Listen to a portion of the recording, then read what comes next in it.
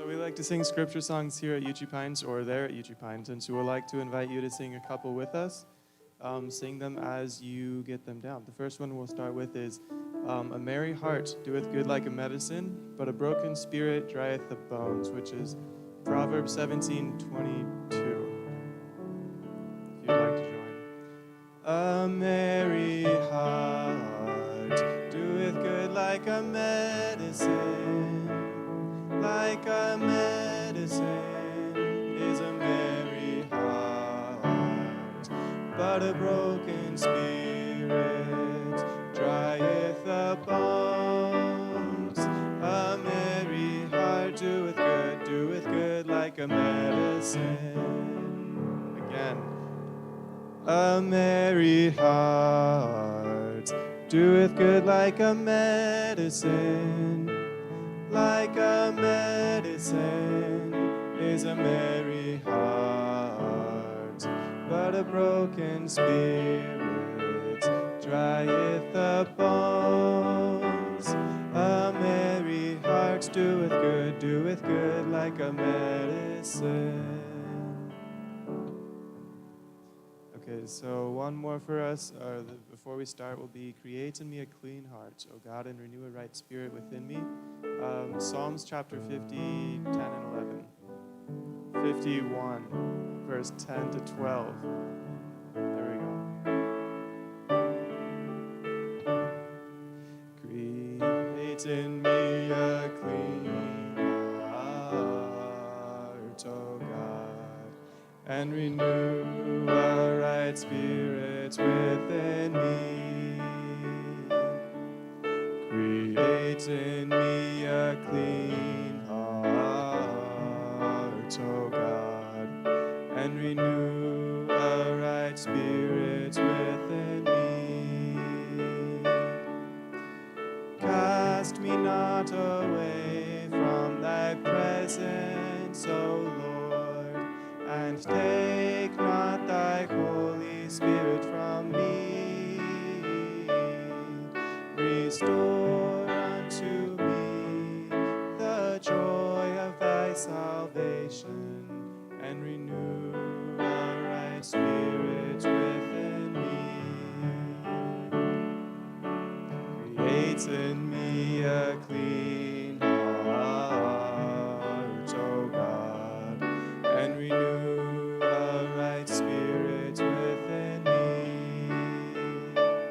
Create in me a clean heart, O God, and renew a right spirit within me.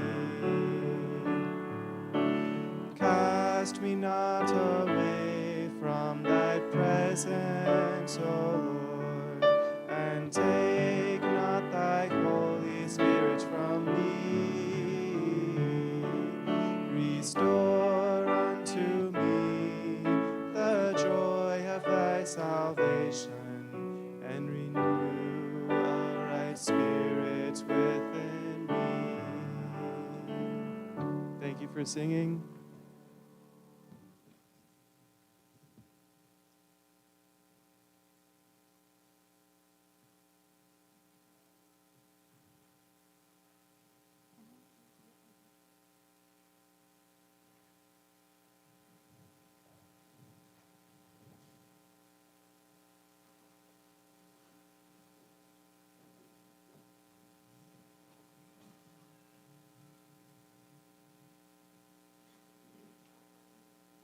Okay, welcome everyone to our evening program where we're going to be discussing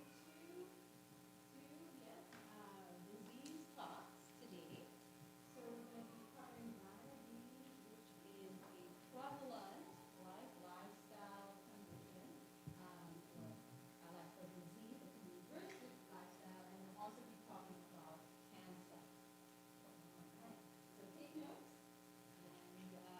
And we'll have questions at the end.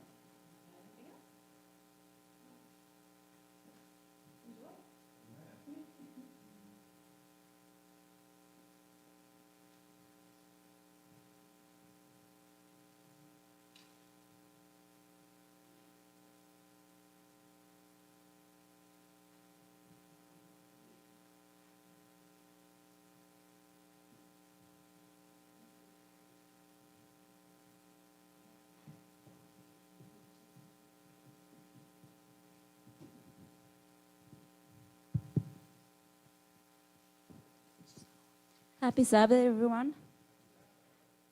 So today we're gonna, well, first of all, my name is Angelina Dalomba. I'm from Cape Verde. Anybody knows what's Cape Verde? You guys went to Cape Verde? Who went to Cape Verde? So Cape Verde is in the west coast of Africa. It's like near Senegal. There, I came from there. So, so today we're gonna learn a simple solution to diabetes. But before that, we're gonna learn a little bit about, Uchee Pine, So the picture we see here down, it's our your lifestyle center. And those two people we see there, there are two doctors that start Uchee Pines. Sister Agda and Calvin Trash. I always call them Trash. I don't know how to say it. Trash. I try.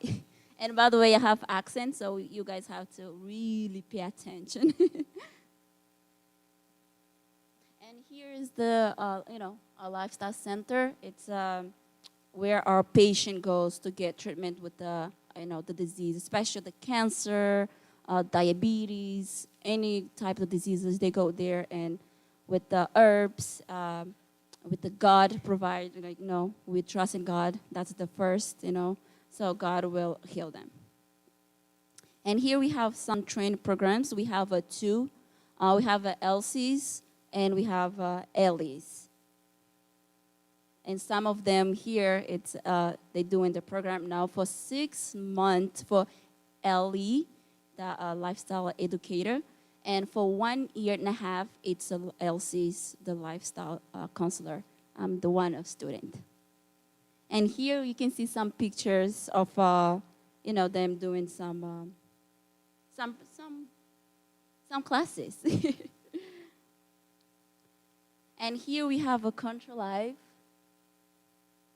It's Control Life. It's health food and a restaurant. And I was there working almost a year, so it's a place to be. Control Life. They use for outreach for community. And there's in the Columbias, correct? Columbus. And if you guys want more information about Uchee Pines, what we do there, so there you guys can go to the page and find out more about Uchee Pines, okay? And before we start with diabetes, we're gonna ask Brother Richard to pray for us.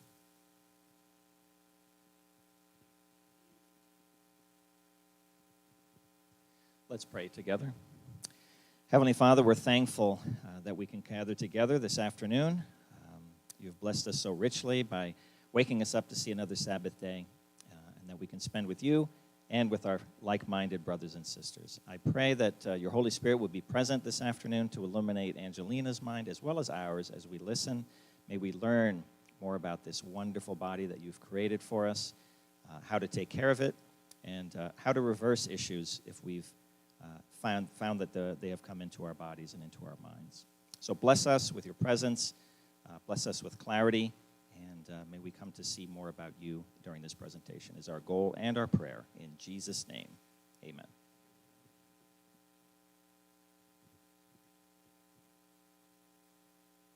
Okay, today we're going to learn, the simple way of the solution for diabetes. Our first question is, what is diabetes? So diabetes is a chronic condition in which is an abnormal high level of the blood sugar found in the blood. And in order for us to understand with diabetes or cause diabetes, we need to understand the function of our body normally, how our body function normal, okay? So we will start with the pizza. So we eat a pizza, so a pizza travel for our mouth along to our esophagus, and it goes to our stomach, and there it will break it down. So when it breaks down in our stomach, and our body is currently observing all those nutritions from our digestive system into our bloodstream. And when your blood, in one of those nutrients, it calls glucose, or we call sugar, So as your blood or your body, sorry, your body observe, that glucose start to build up in the bloodstream.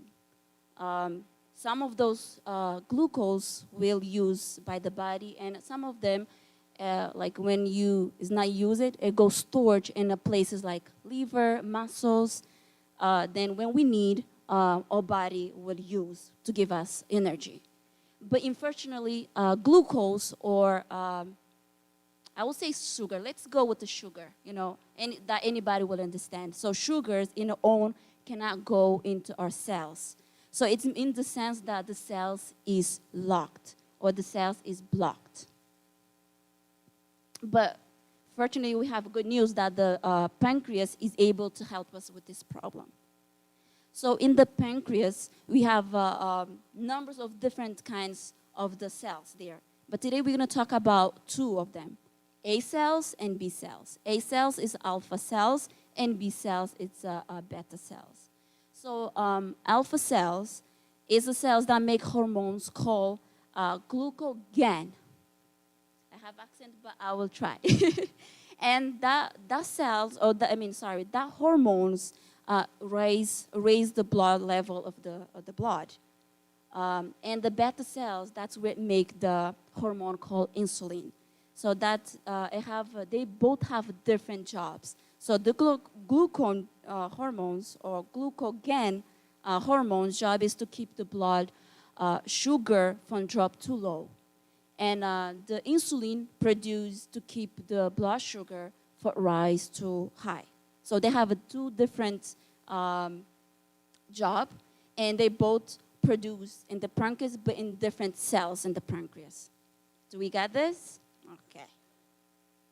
And this insulin also travel to muscles or to fat of the blood, of the body. And here it causes the muscles and the fat cells to take glucose out of the blood and bring into the cells.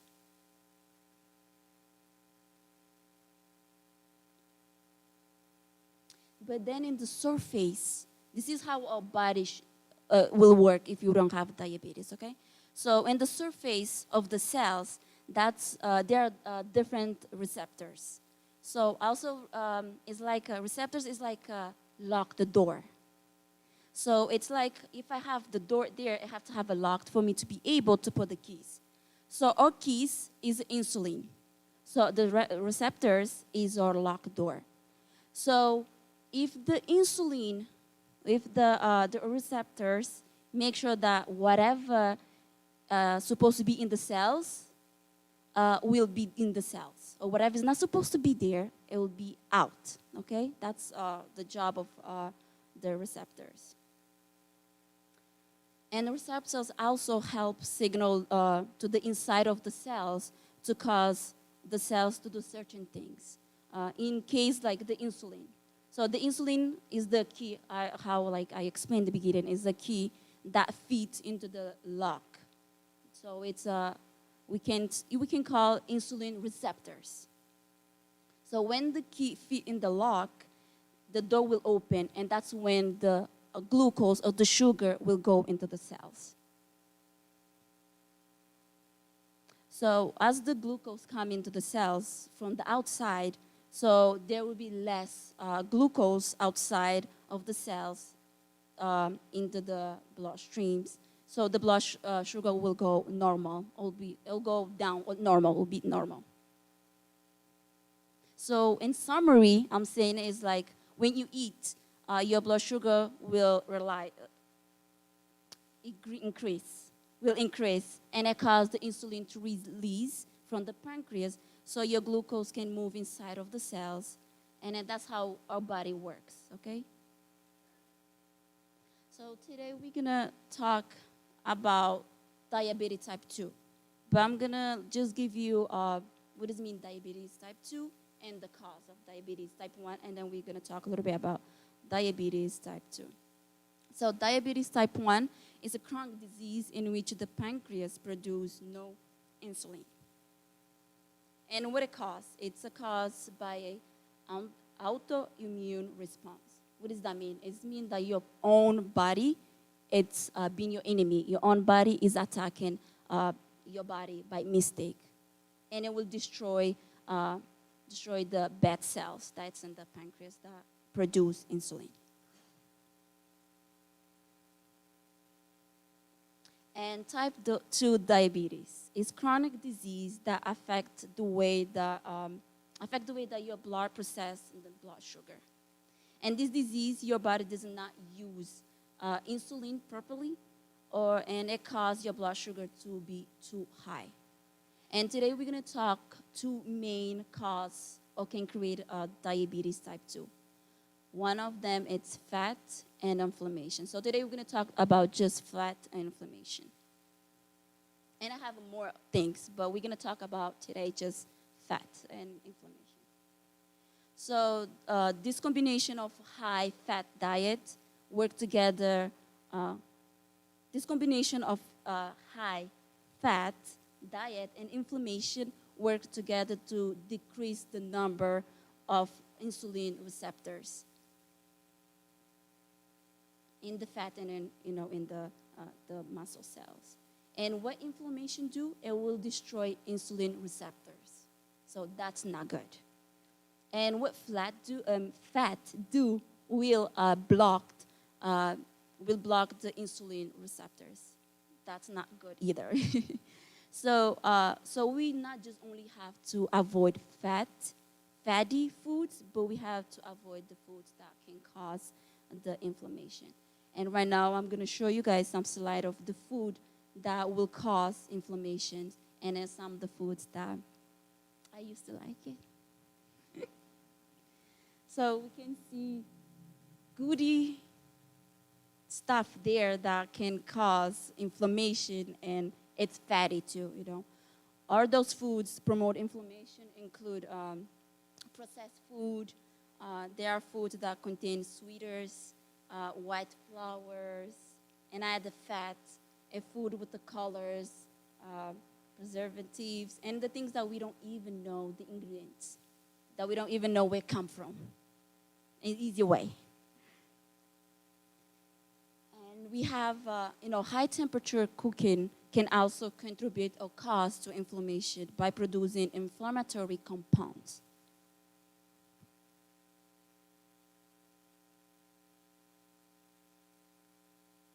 Okay, we understand now how our body normally function, right?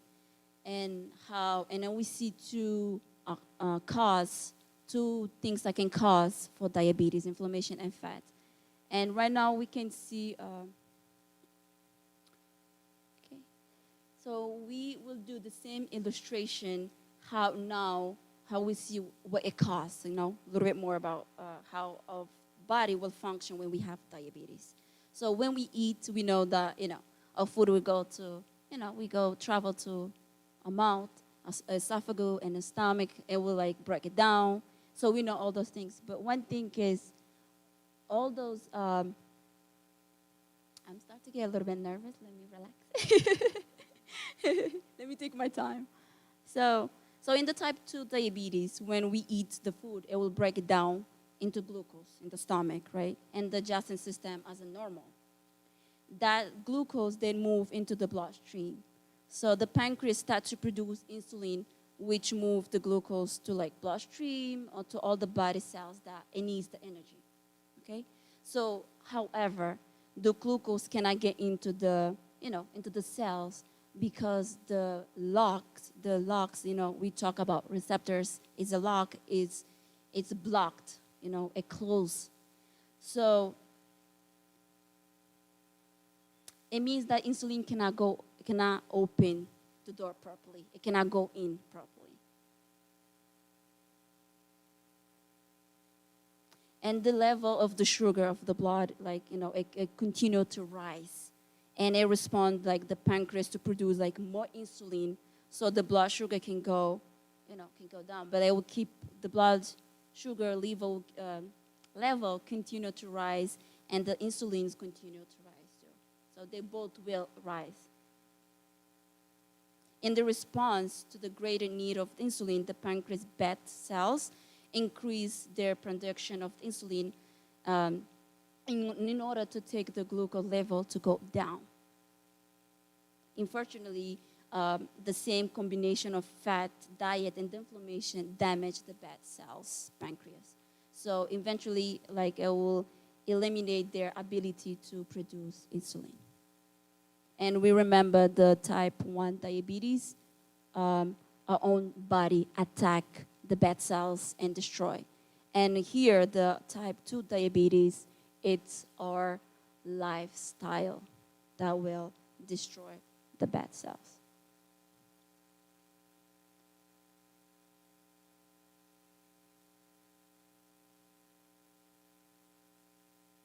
Beta cells. So over the period years, the pancreas become increasing, enable the produce sufficient insulin to keep the blood sugar under control. And the blood sugar level being to increase immediately, and the blood sugar level increase after meals as there insufficient insulin take care of the large glucose, the load after meal. But as the disease process continue, the fast blood sugar level being to elevate.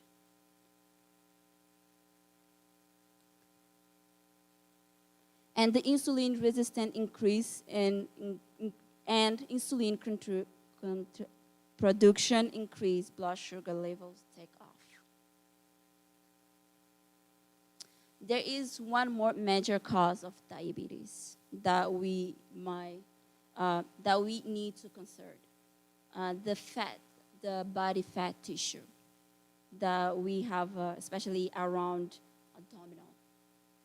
And it produces a chemical that causes insulin resistance. And that fat once has, the more we have, so it will have more, those chemicals are produced and they'll have more insulin resistance. And that hence to the diabetes. And once this is, it hence to diabetes. And here we're gonna see how it's obesity and diabetes, they hands to hands. So this is gonna show us, let's pay attention in the year, how we progress. So we see here the date, the blue is data is like less than 10% of people with obesity, and the blue one, dark blue, it's 10 to 14 people with obesity. And the year, the first we start with the 1985. So now it's still 10% to 14% of people more with obesity. 1987. Now it is still in more places, more states, but it's still the same percent.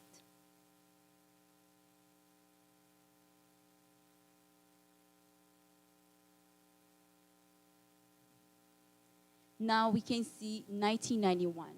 Even the color change and the percent change. Now it's we have more. It's 15% to 19%. We see the obesity start to grow more. We see 1992. It's the same percent. But we can see that the state is growing. We have more people with obesity. And now we see 1997. Even they change the color and the percent is more high. It's 20%. But we can see that the state, they have more state with the obesity. And 2001, they add more colors and have a different percent. That's 25% more with obesity.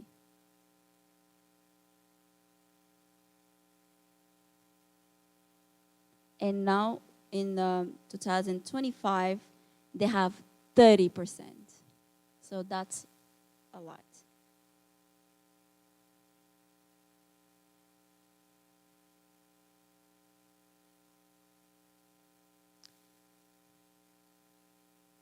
In 2010, we see that it have a 30%, and you can see the colors and you can see the states how the obesity is taken over the United States.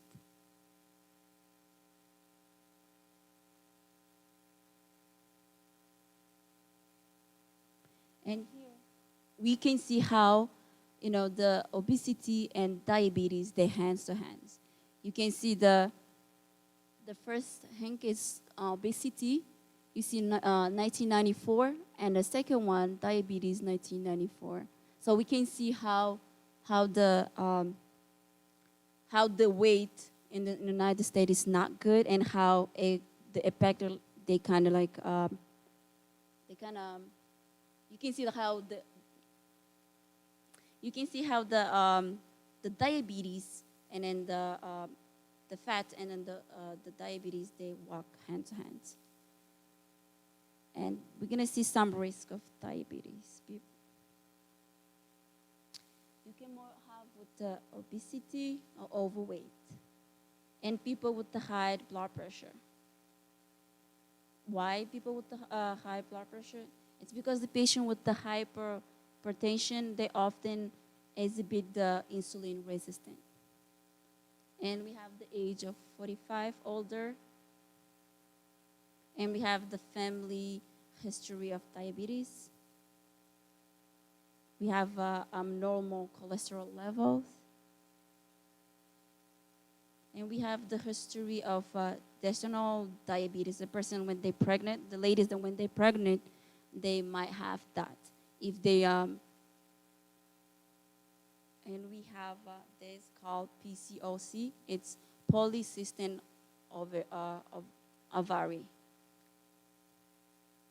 And we have the heart disease and stroke.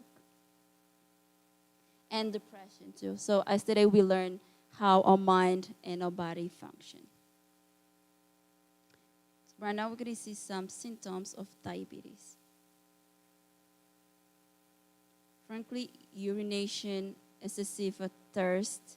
We have lack the interest in of concentration. We have a numbness in the hands or feet.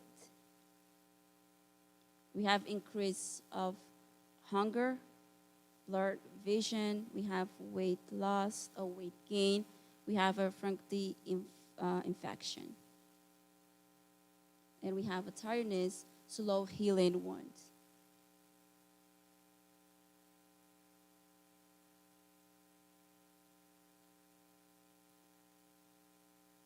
The reason why we, when you have diabetes, increase the urination, it happens because the kidneys start to dump the extra sugar from the blood into urine, and where it sugars, the water flow. And so your blood sugar will increase, and the sugar and the urine increase too. So you'll urinate a lot. And then increase to the thirst, because when you urinate a lot, you need to drink more water.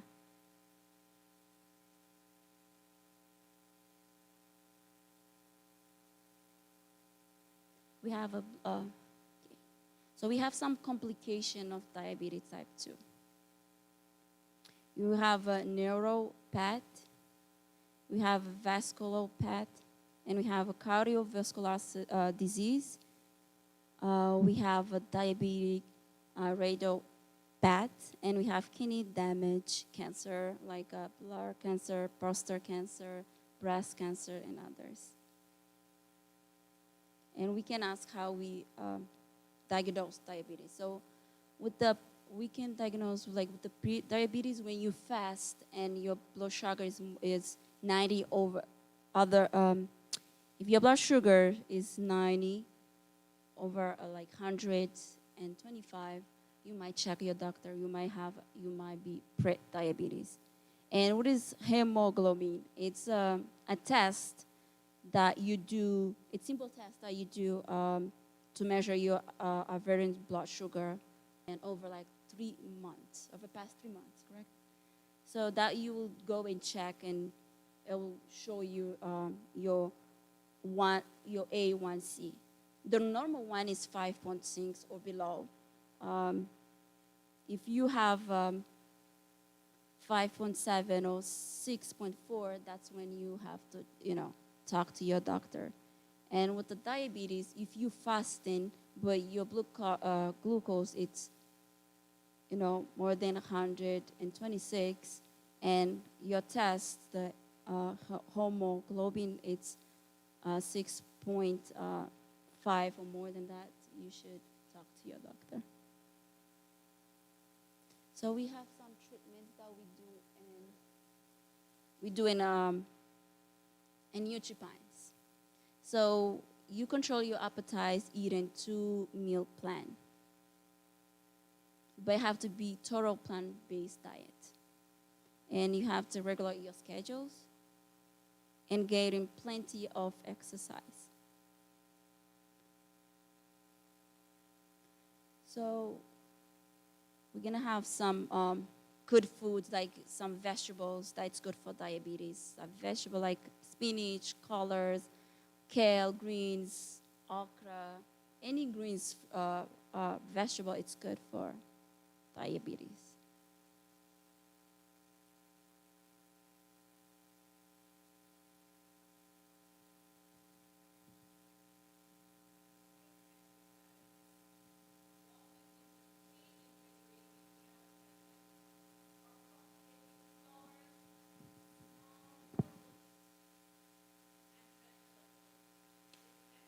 To a healthful circulation of the blood.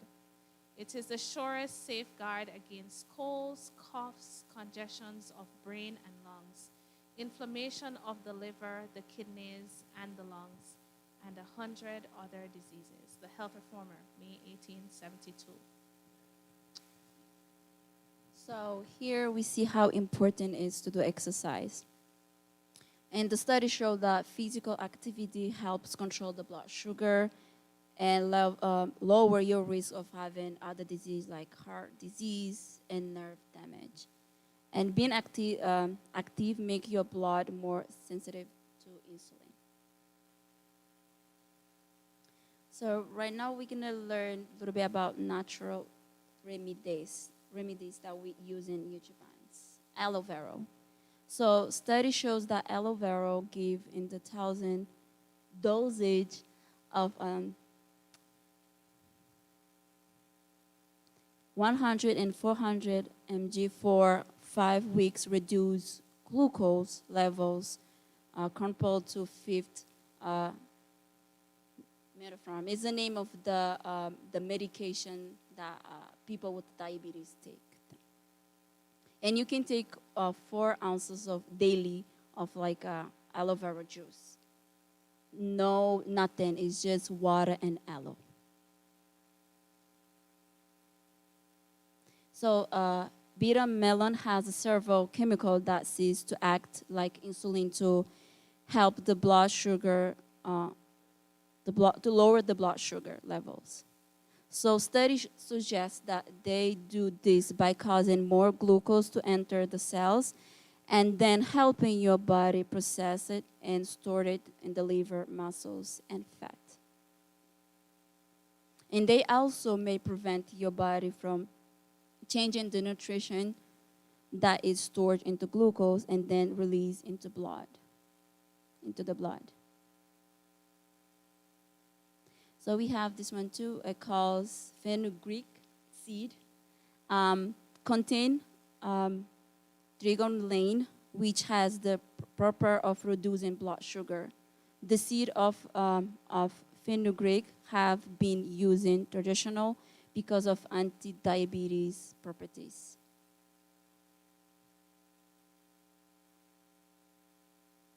And another study of fenugreek seed powder has fed to 60 adult onset diabetes who shows a significant improvement in glycosylate hemoglobin after 8 weeks of fenugreek seed feeding. We have another herbs called Hima sylvestre, has been used for hundreds of years in India, herbal remedies to rebalance the sugar levels and reduce the appetite for sweet.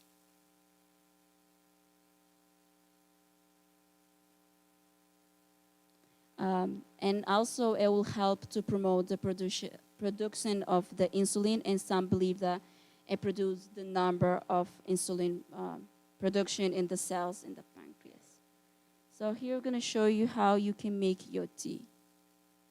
So in the powder, like if you have a powder to do the tea, so you have to have 1 cup the water and 1 cup of teaspoon, and you have to boil it the water first, and then you stop, and then you put the whatever tea you have there in powder for 15 minutes to steep for 15 minutes. And we'll see about the leaves and the roots, they're all different. And we have a fermentation. So the fermentation you can put in the pancreas, and the pancreas located in the upper middle abdominal, just below the breast tone behind the stomach. And tomorrow, I believe we're gonna talk about it more of that. And here we have in Uchee Pines how they treat people with the diabetes type 2. They have a green diet. I have this here. If you guys are interested in copy or anything, just take and make a copy, or you can go on the page, on the Uchee Pine page website, so you can find there. So here they call the green diet. So for 7 days, they have this diet meal, but they're gonna eat 2 times. So the first day, they will fast with the water or lemon. They can put lemon in their water. Monday to Tuesday, they'll have a breakfast and lunch, but it will be only greens and raw, can be raw too, or steam, but have to be only greens. And you can include lemons, garlic, or onion. That's the only thing that you can add that day for Monday to Tuesday. And Wednesday to Friday, you can have a mixed salad. But you have to still eat 2 lunch, like 2 meal. And you can add in the morning or afternoon, one of those days, in the morning and afternoon, you can add the beans, 1 cup the beans or grain, but you have to have just one of them in the morning or in the afternoon. And again, you can add like lemon, garlic, or onion. And a stage 3, you can have anything but no sugar at all. And they can use some natural supplements they can use, especially flax seeds. It's very good to reduce inflammation. And we learned that the 2 main causes for diabetes will be fat and inflammation. So the flax seed will help you reduce the inflammation.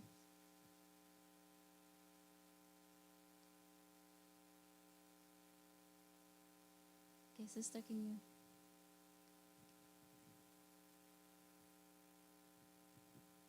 And said, if thou wilt diligently hearken to the voice of the Lord thy God, and wilt to do that which is right in his sight, and wilt give ear to his commandments, and keep all his statutes, I will put none of these diseases upon thee, which I have brought upon the Egyptians, for I am the Lord that healeth thee.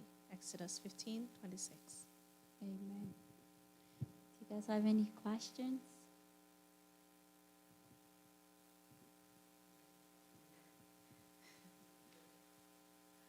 Sorry? Yes? You like to have this? You can also find it on our website. We can give it to somebody to make a copy of as well. But it's the Greens Diet. We want to thank Angelina, right, for doing this presentation. It's not easy, guys, to get up here and remember all that information. But she did great. You know, this is the hardest presentation to do. You know why? Because you're like this, looking at us, trying to keep up after lunch. So if you have any questions, now is the time to ask. Okay, we have little notes on it, but you know, it should be fine. Yeah. Any questions about diabetes? Yes.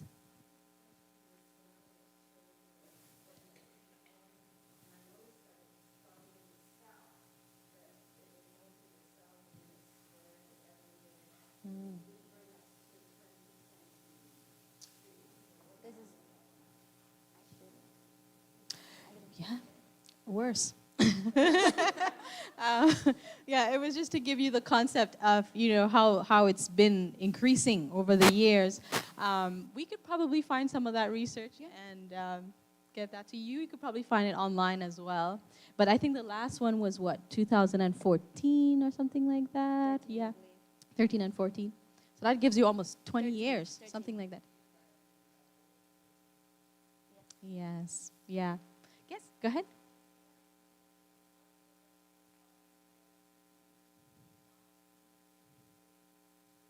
Great question. Because of the fat. That's it. Because of the fat. Yeah, yes. Yes.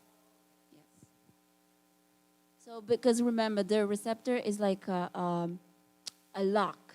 You know, when you go into the door, you have to have a key and the lock. So when you go and you broke the key in the lock, so that's can be like you're not gonna be able to open even if you have another key, the same key. You know, so.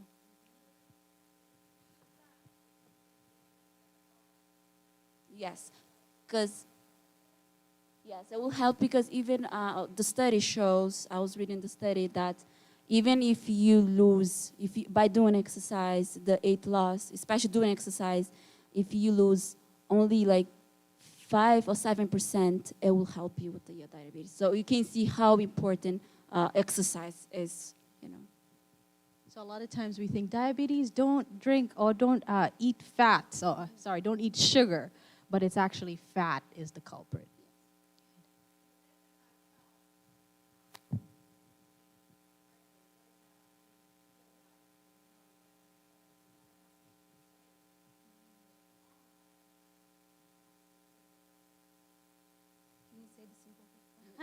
Yeah. Okay. So, we want to, I'm not saying that there may be some benefits to some of these diets, right? But there are also some bad things that can happen over a prolonged period of time. So we're promoting God's diet, the Edenic diet, which is close to the garden as possible and exactly what we find in God's word. And that will help us to lose the weight. It will help to lower blood sugar, lower blood pressure, reduce our risk of cancers, lower inflammation, etc., etc. If anybody else in this group has a comment they want to make on that, please put your hand up. Right? So, yeah, I'm not sure I can answer your question specifically, but doing these laws, in the right proportion, will have the greatest effect, and they're safe, right? No side effects. Yes. My mother was a guest at the Uchee Pines. She had type 2 diabetes, and she reversed it with coming to Uchee Pines with a lifestyle change.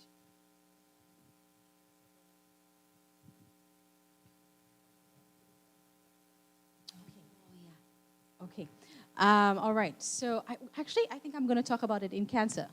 So we'll talk about high fatty foods versus the whole fats, which you find in your nuts and olives and, great things like that. So the ketogenic diet is based around the efficiency of ketones as fuel, right? Instead of sugar. So I think that that wouldn't prompt the inflammation or the clogging that would happen for the receptors because there wouldn't be an overabundance of the fats in your bloodstream because it's based on efficiency. You're eating what you need and then you're burning that.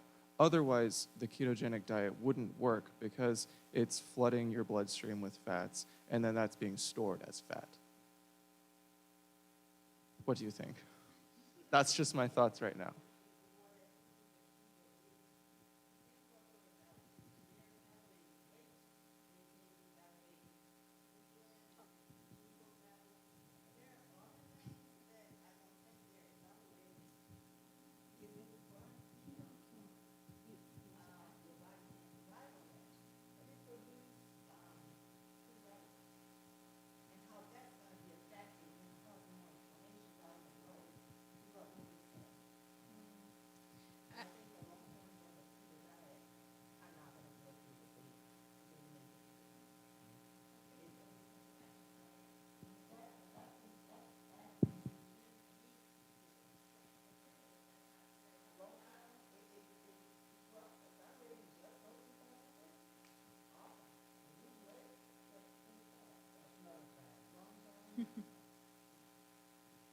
I think a very important part of what God gives us as well is a discipline that comes with doing things the right, holistic way. And His aim is not just to keep us healthy, but to renew our characters. That's what we learned today. It takes discipline to do the 8 laws. All right? There are quick and easy ways to do things, but it doesn't develop your character. God is interested in developing your character. So He wants us to take the approach that He has given us that will call for self-control as well. Not just eating the things we love, the things that are tasty, but the things that are good for us. So we want to get that idea of discipline in there as well. There was one trainee who came to Uchee Pines, and she asked me for certain things that she believed would help her to lose weight fast.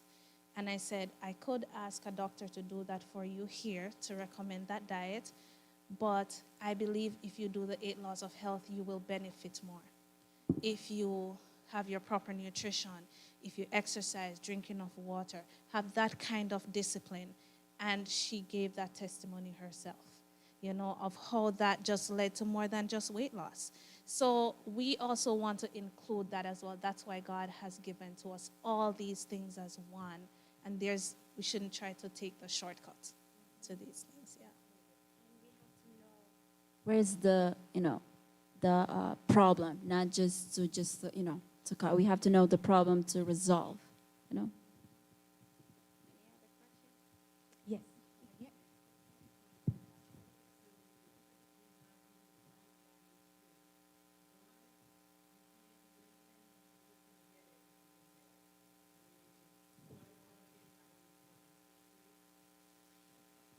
You can use because remember, like the bad cells are destroyed by like our own immune system, but you can use the 8 law of the health. It will get better. The studies, me and my teacher is not today, but Thursday, we've been learning about some things, but they still studying how they can help, but by using natural remedies, by using the 8 laws of health, it can get better. They still don't find, the cure. Correct. Yes. And so when that happens, when those beta cells become destroyed, you're really on a hard road, to recovery. But what we could do is adjust our lifestyle to still control our blood sugar. We hope that the Lord can restore those cells as well, but we know that we can affect your blood sugar with doing all the good stuff. You just have to work as hard, a little harder. So, yeah. There was another question, I believe. Yes.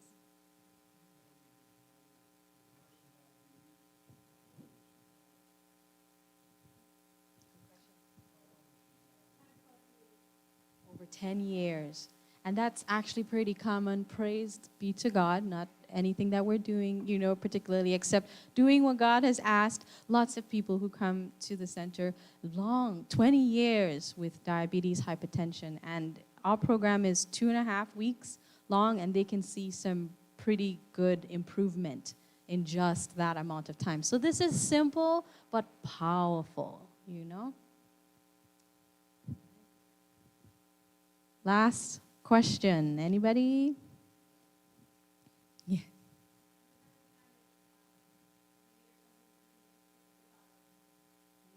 Good question. You know what? We may take that one after cancer.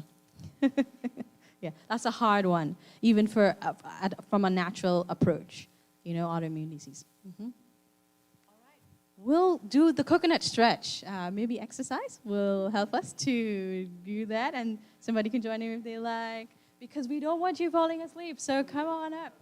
Okay, stretch with it.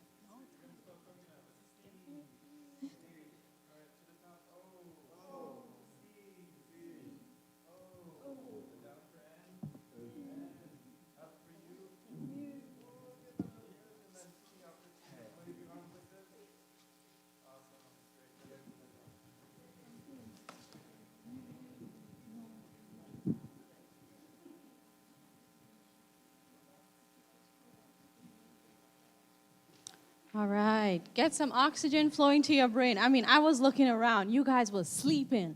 Really, you were. I see my students over here falling asleep, trying to stay alive. I know I got you. It's hard. Okay, here we go. Oh, I guess we just do this. Does that do it? Okay. All right. So, you ready for this? Are you ready? Do you need a break? No, you're fine. Okay. Cancer is a big one, you know, so it will be a little bit longer, but we'll see. We'll see where we go. Stephanie will keep me on time. So we're going to talk today about the C word.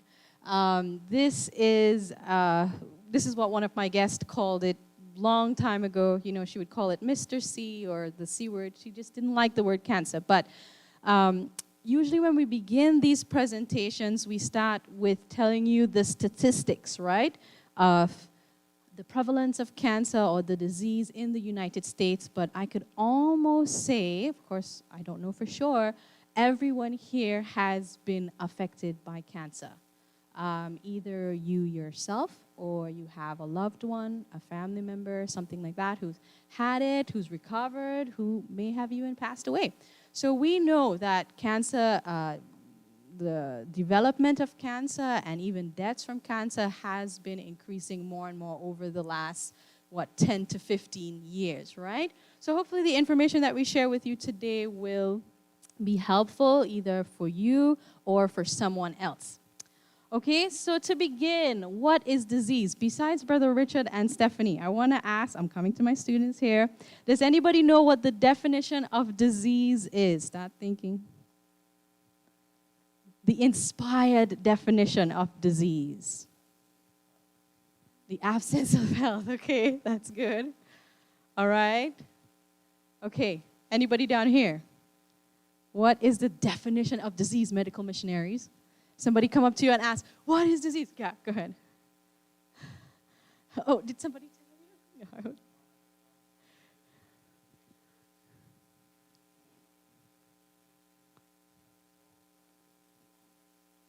Exactly. Very good. Yay for the chance. All right. So disease is an effort of nature to free the system from conditions that result from a violation of the laws of health. So to simplify this, disease comes about because we violate the law, right? The natural laws that govern our bodies or the disease itself, right? And so this is what we see in cancer.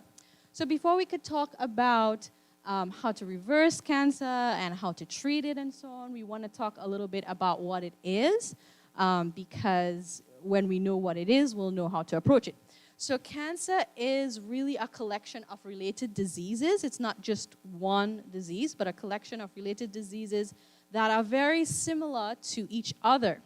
And in all types of cancers, some of the body cells begin to divide without stopping, and they spread into the surrounding tissue. So that's kind of like the basic definition of cancer.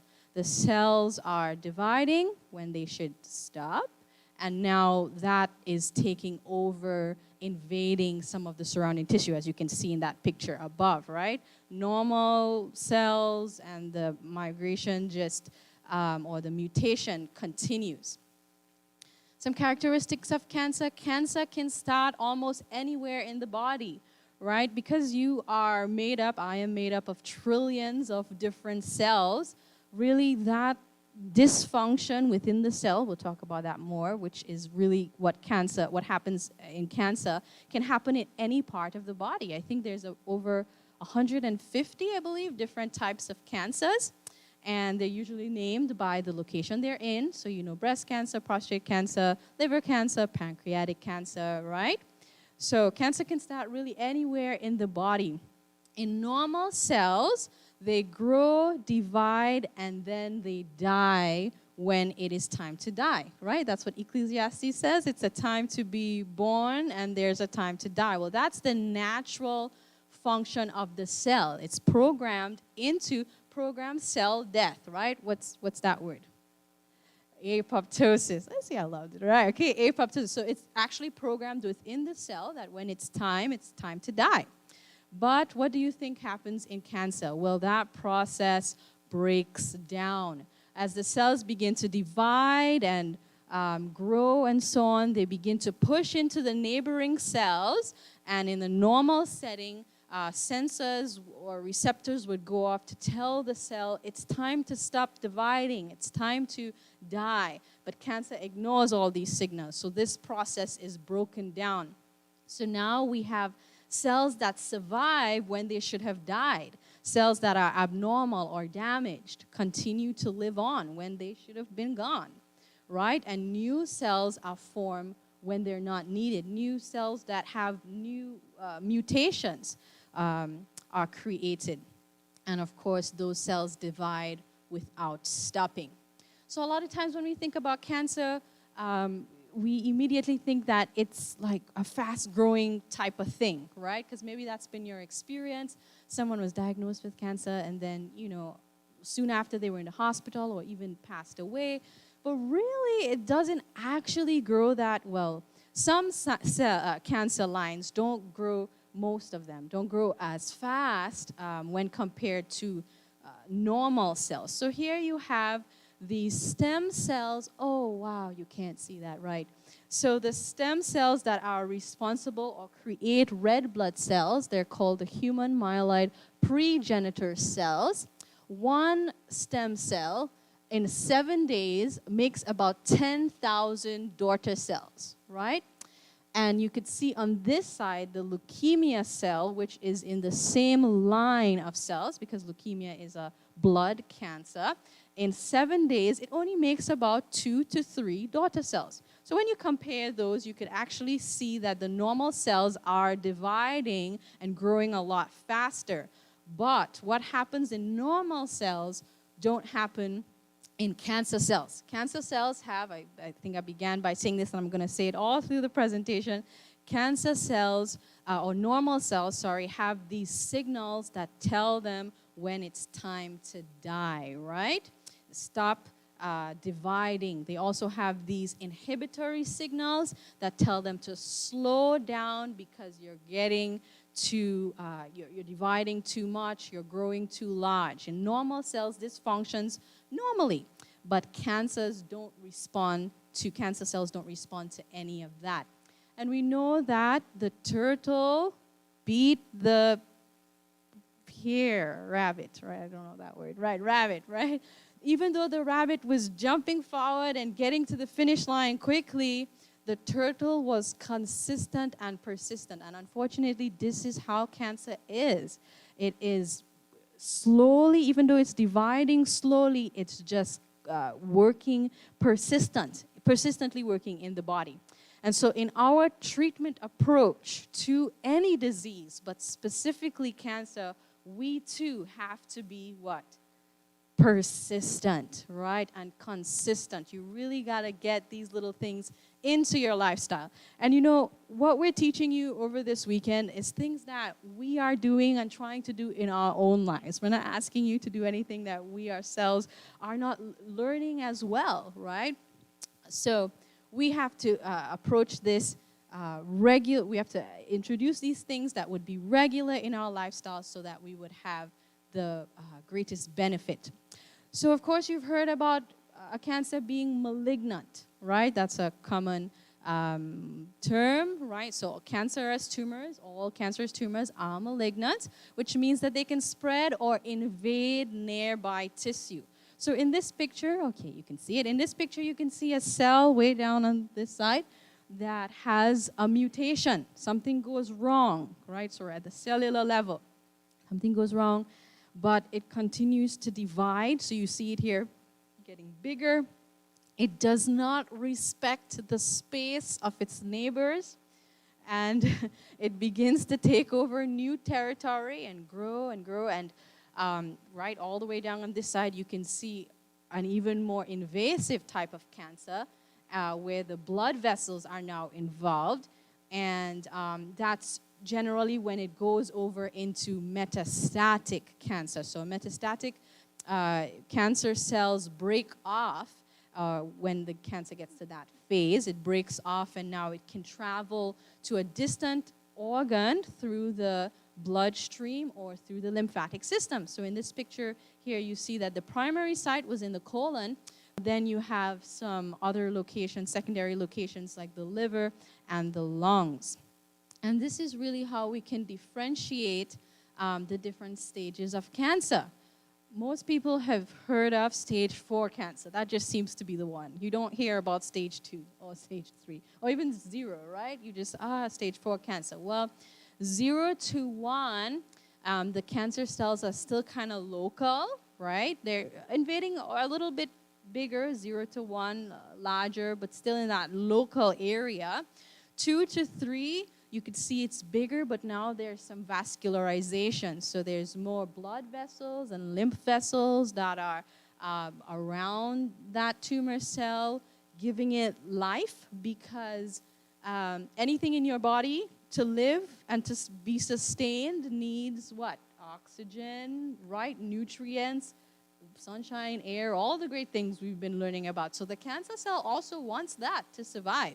And so you see that in stage 2 and 3, and in stage 4, metastatic is when it travels to another part of the body. Now, you can also have benign tumors. Now, these are not cancerous tumors, so not really something that you need to be concerned about, but you do have to keep an eye on them. Because benign tumors, even though they don't invade surrounding tissue, as I think you could see here, the benign, compared to the malignant tumor, they can kind of take up the space in the area. For example, if you have a benign tumor in the skull, well, there's really only so much space in the skull. So as that tumor, non-cancerous tumor, begins to grow, if it pushes against the brain, then you can have serious dysfunction, right, associated with that. So, all right, so cancer cells are not special, right? So they're less specialized, right? Normal cells have a distinct function. They have a distinct look. And I believe that God created it that way. Cancer cells don't. They don't have a distinct function or purpose. You could see here that muscle cells, right? So stem cells that create all of these different types of cells, the muscle cells look a certain way so that they can fulfill a particular purpose. Blood cells, nerve cells, right? Cardiac cells, etc. But the cancer cells kind of just look blah. Right? And their function, their purpose of existing is really just to divide and conquer more, right? Divide and grow. So even looking at them under a microscope, which most of us will probably not be doing that, but for a number of reasons, they actually physically look different to normal cells.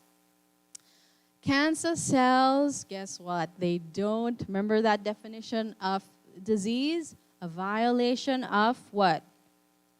Laws of health. They violate the law. They run red lights. So cancer cells ignore signals that tell the cell when it's time to die, stop dividing or die. Okay, and what happens when we ignore the law? When we run over the stop sign or drive through the red light, when it's yellow, and yellow means what? Speed up? No, right? When we do that, what happens? We put ourselves in danger. This is what cancer cells do. Cancer cells also have the power of influence. Cancer cells can influence normal cells to support and feed the cancer. All right? Yes. Did I say the wrong thing? Oh, time. Okay, okay, thank you. What was that? 13, okay. Give me by tens. Okay, all right. Thank you. Sorry. All right. Power of influence, right? Yes. So we were talking about before, for anything to stay alive in your body, it needs oxygen and nutrients. So the cancer cells or a certain size tumor can only be supported, right? It can only get to a certain size without being broken down if it doesn't have what it needs to survive. So the cancer cells or the tumor cells release these chemicals that actually cause blood vessels to grow towards it, right? Creates these false signals. And the blood vessels give now the cancer that's in your stage 2 and 3, those blood vessels give the cancer everything it needs to honestly continue growing. We call that angiogenesis, or the development of new blood vessels. Cancer cells can hide, kind of like this cute kitty hiding under the heart, right? They can hide from the immune system. They do this either by creating like a fibrous capsule around itself, or like a wall, so that the immune system cannot discover it. So it's almost like it's in, it has a, disguise, right? The immune system doesn't pick it up as something that is bad for the body, because it's hidden by this fibrous capsule. Cancer cells can also produce immune suppressor hormones that keep the immune system itself from acting like it's supposed to. So first, it's hiding out, right? It's in disguise. Secondly, it's sending out these hormones that tell the immune system to go to sleep, suppress the immune system, kind of like some of you guys are sleeping right now. No. Right? Okay. So the cancer cells can hide. Tumors can also use the immune system to continue to grow and live. They do this by attracting populations of immune inhibitory cells.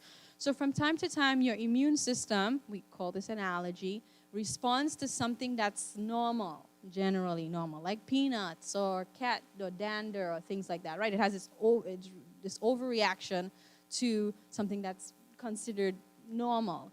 So these inhibitory immune cells kind of help to regulate that reaction in your immune system, and we're happy for that. Well, these cancer cells, so smart, they attract those types of cells to itself.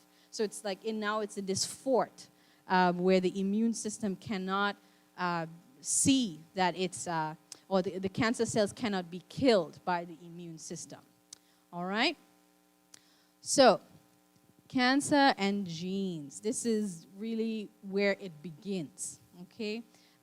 Cancer is a genetic disorder. It causes changes in the genes and the way that genes function, right? That's really the basic, like, way down level of cancer. Something goes wrong in the way that the genes are functioning, and this can lead to cancer. So as a result, there are changes in the genes which control 3 things. I think I said this so many times. What is it? How the cell grows, divides, and dies. Yeah, right. Apoptosis, which is the normal death of the cell. Some of these genetic changes or damage can be inherited, right, from mom or grandma, or dad and grandpa. But a lot of it can be developed, right, over a person's lifetime. So we can have damage to our DNA. In fact, all of us have some sort of DNA damage right now, just because of so many different things. Substances, environmental factors, we have radiation, infectious agents. We know that some viruses actually, that's their job. They go into the DNA and kind of the genes and mess things up, and can cause the growth of tumors. And we see that when we change something in the code, when we change the words, even, we may have the same letters, but we just put something out or in, and when we're thinking of genetics, right, kind of like the code for your existence, we don't have useful information, right? So this is just a fun example. The original sentence, time to dream, if we take out a single letter, it becomes tame to dream, right? Reverse the order, emit to dream. We delete a couple letters, teto edrem. Insert a letter, timeto drem, right? So it's so interesting that the letters could be the same, but just very key changes can make a whole new sentence. Kind of like playing telephone, right? You say one thing and then 10 down the road, it's a whole different sentence, right? And so it's about 90% the same as the original sentence, but it's not. The expression is different, and this is what we see in Cancer. It's about 99% the same as normal cells, but not really, right? Those changes, there's some important changes. Okay, we're going to dig a little deeper. If you're here with me, and I just want to put one more layer on this from this standpoint, pathology standpoint. Okay, so your genes, we know what that is. We have the DNA. But what about the epigenome? I'm going to say something, right? Epigenome. So I chose this picture because even though it's simple, it gives a really clear example of those little tags. Do you see those kind of ball-like bing-bong things on the end of the DNA? Those are, well, in this example, they're methyl groups. And they tag onto the DNA. We call that in the epigenome, epigenetics, you've heard of that. They tag onto the DNA to control the way that that gene is expressed. So it's like on and off switches on your DNA. And if you think of that, I mean, a little boy, right, the age of 8, 13, whatever, has the genetic code to grow a beard. But do we want that code to switch on at 13? No, right? So the placement of those tags on the DNA is really important, right? So in the normal DNA we have, or in a normal functioning cell and so on, you have these epigenetic tags that help to turn on and off genes and help them to regulate the way that they're expressed. So epigenetics is the study of changes in the gene expression, but not resulting from a change in the sentence, right? Not resulting in a change in the DNA sequence. And some of these genetic and epigenetic changes can be passed down, like I said before, from mother to fetus, and then even to the reproductive cells. So my sisters who don't have kids, or even, right, what I'm doing right now in my life can affect way down, right, another generation. So this is really what we see in cancer. We see that those epigenetic tags, or those, there's on and off switches are incorrectly placed. So genes that should be down-regulated are overreactive, and genes that should be upregulated are suppressed. Importantly, these flags or switches turn off key defense genes that help you to actually fight cancer or protect your body from cancer. Okay, does that make sense, the epigenetic tagging? Yeah, kinda? Okay. Well, what's really important, if you didn't understand that, what's the most important is to know, what can I do to affect this level? What is the most powerful physical factor that I can use or do to correctly place these tags? You'll have to stay awake and listen to see what it is. Okay, so as we're still talking a little bit about mutations, each cancer has a unique combination of genetic codes or genetic changes. So I'm a different genetic makeup to my sibling. So for sure, because cancer is a genetic disease, what the genetic pattern that makes my breast cancer would be different to someone else's and someone else's own. Cancer cells generally have more mutations. So again, they're growing slowly, but they're changing constantly. And as they grow, they can actually change even more. So the genetic and epigenetic pattern that you see at the beginning stages of a cancer may be a completely different pattern at the end.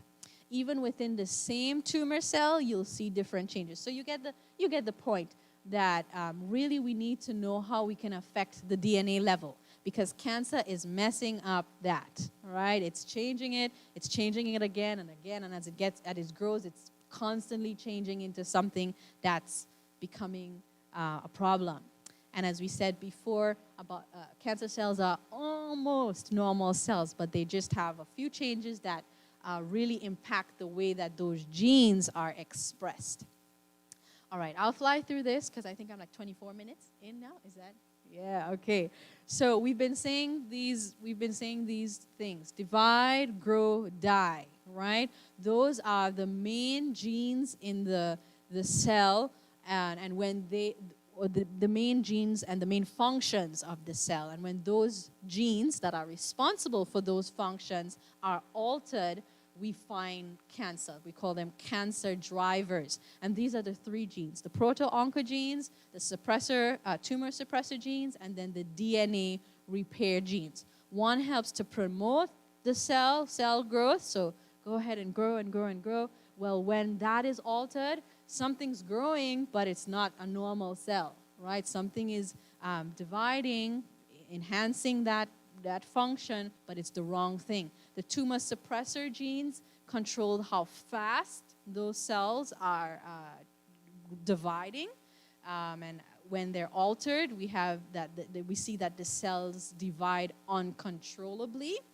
And then the DNA repair genes, because the Lord knew He made a remedy for sin, right? He knew that we would live in a sinful world and we would be exposed to tons of things that would cause DNA damage in our body. So He actually put these DNA repair genes in the body, and when those are altered, well, now you develop new mutations because that damaged DNA wasn't fixed in the first place.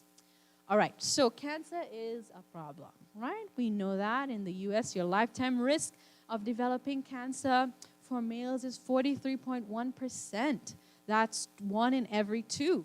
And then percentage of dying of dying is 23.83%, which is 1 in every 4. For females, it's a little lower, 37.8%, which is 1 in every 3. And then 19.26% of risk of dying, which is 1 in every 5. We also see that age increases your risk of developing cancer. I know that sounds a little harsh, but it's just true. Why? Because your DNA has been around longer, and it's been exposed to more stuff over a longer period of time, and so there's a larger risk or chance that it's going to change into something else. All right? So if you are between the ages of 50 to 59, there's a 1 in 20 chance that you would develop cancer. 60 to 69, 1 in 10. 70 to 79, 1 in 5. 80 to 89, 1 in 3. Well, I guess that's where it stops there, 80 to 89. Okay? So this is a growing problem. For many, many years, maybe close to 100 years now, we are told, or we know, that what's the number 1 cause of death in the U.S.? Heart disease, cardiovascular disease. Well, really, cancer is right behind it. In 2002, there were 2 states where cancer deaths was greater than cardiovascular deaths. And then in 2014, we have about 22 states where cancer deaths exceeded cardiovascular deaths. And I know somebody asked about like some more recent research. I actually tried to find things for 2020, but COVID really kind of played with the statistics, you know. So, but just giving us an idea of what's happening. And so, of course, the scientific community is looking at this, and they're saying, when will cancer become, right, the number 1 cause of death? This is one of those fun pictures that kind of show you the prevalence of cancer over the United States. This is actually 2019. This is the latest that I could actually find. And so, yeah, I guess North Carolina doesn't look as bad as Alabama, but it's still, right, it's still a nice shade of blue. So, all right. Okay, I think, yeah, well, let's touch on it quickly. So we said this already, that it's when you are older, you increase your risk of cancer. So the statistics are really affected by the percentage of elderly that we now have in the U.S. We have more elderly people, which the definition is above the age of 65. If you're offended by that, I'm so sorry, but it's not my definition, right? The percentage of elderly is more compared to 40 years ago, 1960 to 2020. You can see the percentage difference, right?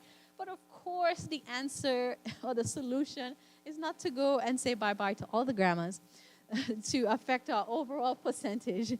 It's to do more classes like this so that you can begin to do things in your lifestyle that when you get older, you'll limit the amount of mutations within the DNA.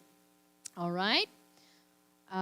Okay, so I think we're getting to where we maybe need to be here. Treatment, almost in the treatment phase. So some risks of cancer, we already know that age is one because of those DNA mutation. Alcohol, we'll talk about some of these in more detail. Alcohol is so prevalent, right? It seems like it's a rite of passage. As soon as you get to a certain age, you kind of want to be drinking socially and things like that. Well, alcohol consumption increases your risks of a host of cancers. I just put here cancer-causing substances because they were too much to list. I mean, they just go on and on and on. I mean, the list is great. And I think I do have another slide with some things. I mean, from the stuff that you spray on your pans to the stuff that you clean with to the, right? I mean, it just goes on and on, right? So what do I want to say from that standpoint? Really be aware of what you're putting in, on, and around your body. Specifically for females, we have a whole routine. Our hair has 5 products, and then the face has 5 products. Then the body has its own, right? And then my hair has a different color, and my clothes something else, right? So we have a whole bunch of different chemical combinations of stuff happening. I would read those labels. I would really be aware of what you're putting in your body, especially for us young ladies. Some of these effects you feel later on when you're trying to have a baby, maybe, So anyway, cancer-causing substances, lots of them, and we'll talk about some of those. Chronic inflammation, let's say, overall inflammation, we learned from Angelina, increases your risk of disease. But chronic inflammation, okay, so let's say you have a skin lesion and it has like an open ulcer. As time goes on and that ulcer isn't healed up, it can turn into cancer transformation, can transform into cancer. So you want to take care of those things, right? Make sure that you're getting that treated. Diet, major influence on cancer formation. Plant-based diet versus a predominant meat or flesh diet. Not only what you eat, but actually how much you eat. So we can increase our risk of getting colon and rectal cancer by 90% for those who eat 4 meals or more compared to those who eat 2 to 3 meals or fewer. 90%, right? So not just what you eat, but how you eat. Hormones, this is actually becoming more and more common in our society. So estrogen replacement therapy or testosterone replacement therapy can increase your risk of certain cancers. Anything that suppresses the immune system, either by poor diet and lifestyle, but let's say like different immune suppressing drugs. Kidney failure, right? And you may have kidney failure. You're going to have a kidney transplant. During that time, they'll put you on these immune suppressant drugs that will stop the body from attacking the kidneys because it's a foreign tissue, right? And so during that time, you increase your risk of developing cancer. Infectious agents, we mentioned this before, some viruses like the papilloma virus or even herpes, we see has been linked to some cancers like cervical cancer or even breast cancers.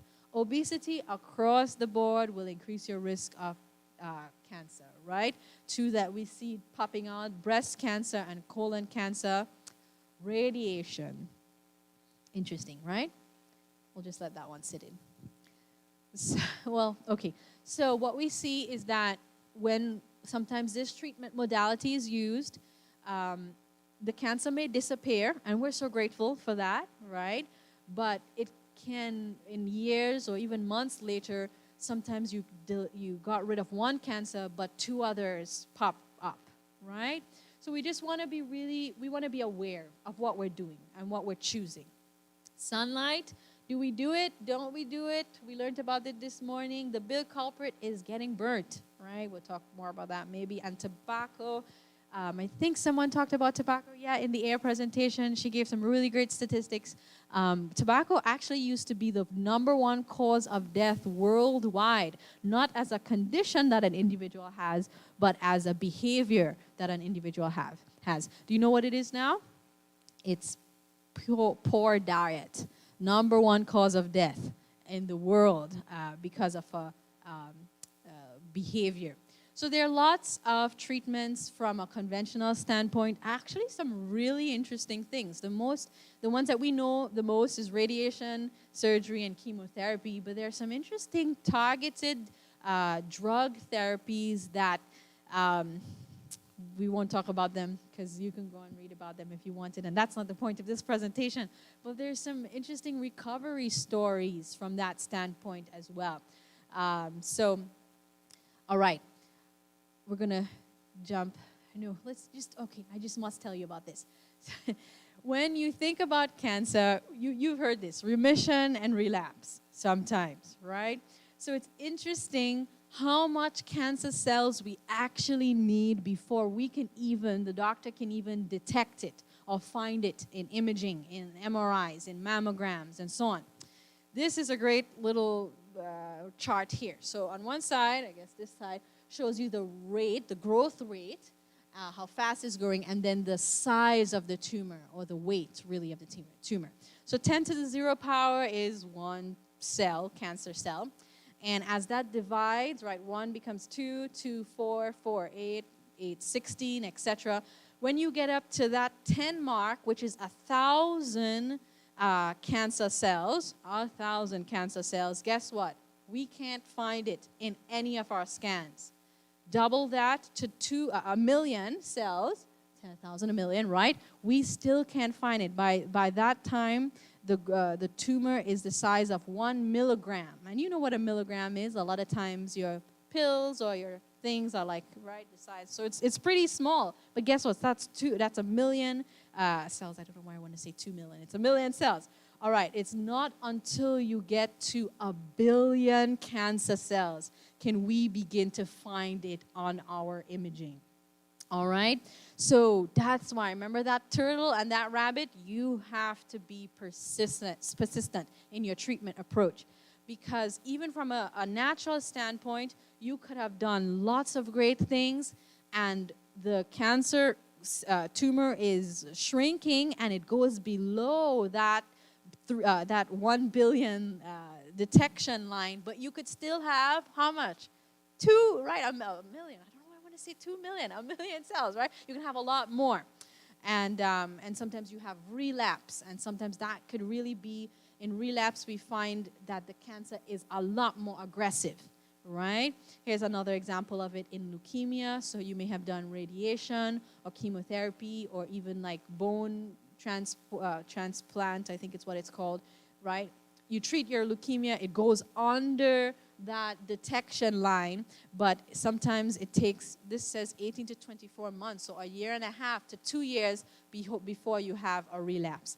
This is just to tell you that you need to be consistent in your plans, right? To keep that cancer cell dying or really complete death, gone. Okay, I'm going to just let you stand up for a second. Let's stand up and just swirl around, touch your toes, come back up, run, jump. No, kidding. Just 5 seconds. Take a really, get some oxygen in your lungs and come back. We're going to start talking about the natural approach, okay? Oh, me, all right, thank you.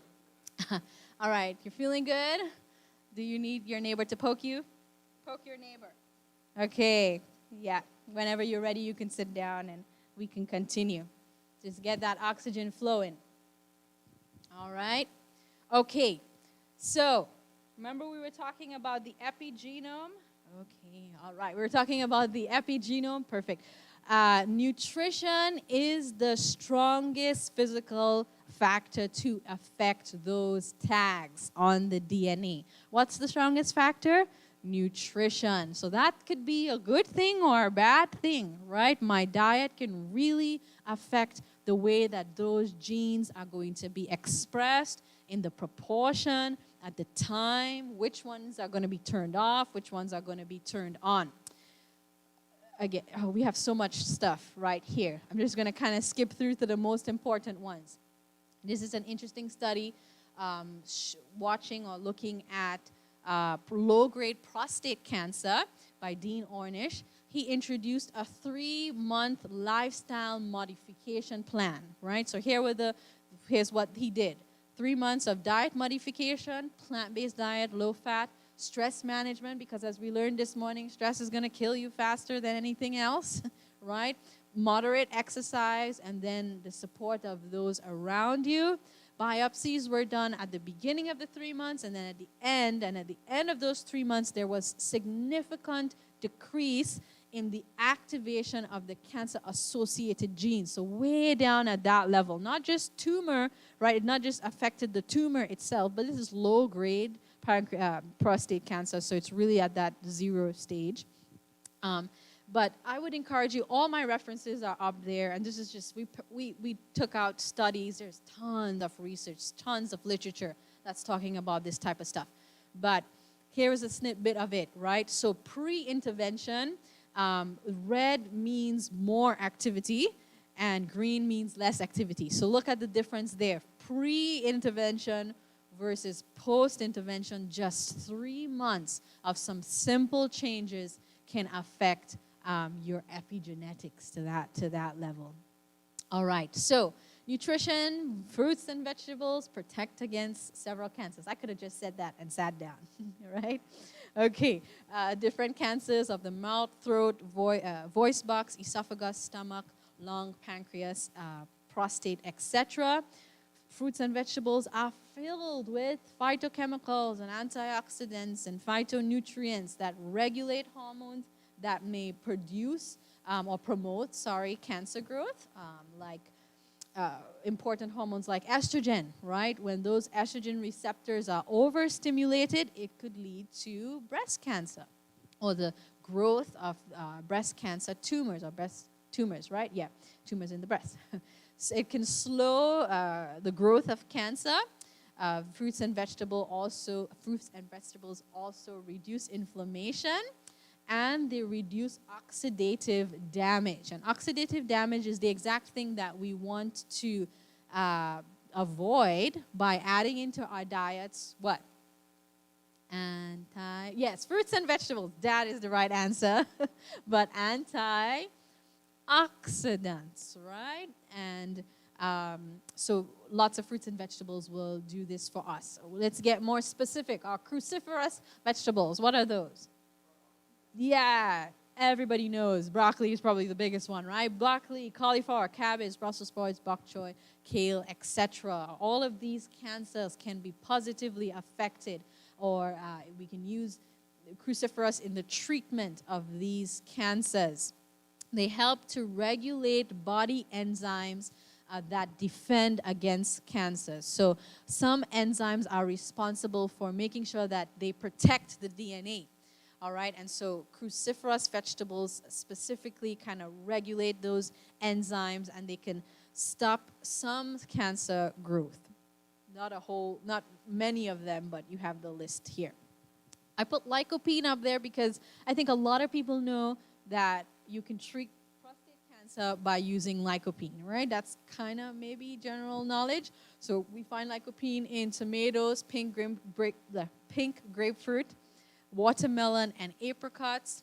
They're used in the treatment of lung, stomach, prostate, colon, mouth, and esophagus cancers. But what about that lycopene supplement? I remember when my uncle and even my dad, when they learned about lycopene and its effect on prostate cancer, they began just like using tons of stuff like tomato sauce and the supplements and so on. Well, it's interesting that Harvard did a study, a large population study, showing or looking at dietary interventions and how it impacts or affects cancer growth. And they recognize that people who increase their intake of tomatoes, even in pasta sauce or pizza sauce and things like that, decreased their risk of prostate cancer. And so they thought, oh, what's in the tomatoes that's going to do that? Let's see, it's maybe lycopene. So they took, a large population study, which means there are hundreds of people, divide them into two different groups, give one group a lycopene supplement and the next group a placebo, right, a sugar pill. Well, this study, usually a large population study, goes for several years, 8 to 10 years. They actually had to stop this study short, about 2.5 years, because they recognized that which group do you think was increasing prostate cancer, developing prostate cancer? And it was actually the lycopene supplement group. Yeah, check that link out. Check that reference out. So more people in the lycopene supplement group was developing prostate cancer compared to those in the sugar pill group. So it's not just about getting the phytonutrients, it's getting it the way that the Lord packaged it, in the perfect balance, in the perfect way, combining with all the other lovely minerals and vitamins in that plant. Okay, yes. All right, what about soy? So this is one that could be kind of controversial. There's a lot of different studies out there, but when you review the literature on a whole, soy has been shown to be beneficial in the treatment of certain estrogen-associated cancers, like breast cancer or ovarian cancer. Actually, I was just talking with Stephanie about this on the way up. So in breast cancer, okay, so there's two different types of estrogen receptors. You have estrogen alpha and estrogen beta. Okay, so the natural estrogen that we create in our body, it primarily impacts the estrogen receptor alpha, which is a good thing because it promotes breast tissue growth and things like that. But if you have too much of that estrogen in your body, for example, birth control or hormone replacement therapy, well, then that could lead to some negative effects like breast cancer. Well, soy primarily impacts the beta receptors, which has the opposite effect to the alpha. The alpha promotes, but the beta kind of suppresses, right? So in the treatment of a cancer that's already there, soy can actually help decrease that stimulation. Does that make sense? Now, it does that up until the point of 42 cups. After eating 42 cups of it, you have a prominent alpha receptor effect. So what's the tips? Don't eat 42 cups of soy, number one. And then try to get the purest form possible, right? So try to get soy milk that doesn't have a bunch of other stuff. Stephanie says West soy. That's her favorite one. Okay. Non-GMO sauces, if you can. We know that cancer is a genetic disorder. So if I'm eating genetically modified foods, well, then I increase my risk of that change in my body. All right? So tofu, what else? Edamame, tempeh, is it tempeh, right? Those types of things. Go ahead and eat lots of them. But if I'm eating things like, I don't even know the names of it, like the texturized vegetable, soy, blah, blah, blah, blah, all the names, that's right, the really processed soy stuff, that's barely maybe 1% soy, I don't know, right? Just the close, especially in the treatment of cancer, you really want to get your diet and lifestyle it may seem strict, but it's in line, right, to get the best therapeutic effect. Okay, what about the garlic breath? I can say onion breath. I guess onion breath too. But what about the allium vegetables, your garlic, onion, leeks, chives, scallion, etc.? They are amazing mutagenic, or they prevent the mutation. Let me read here. Mutations associated with the DNA damage, okay?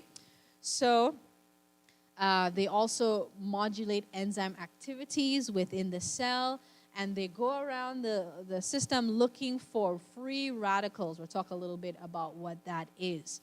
And they can affect cell proliferation and growth. So here we have the study that's quoted up on the screen 9 different cancer lines. So 9 different types of cancers were studied, and comparing it or treating it with 25 different vegetables, looking to see their impact on cancer growth, but not affecting normal cells. Okay, so 9 different cancers, 25 different types of foods actually, seeing how they will impact cancer growth, either increase or decrease.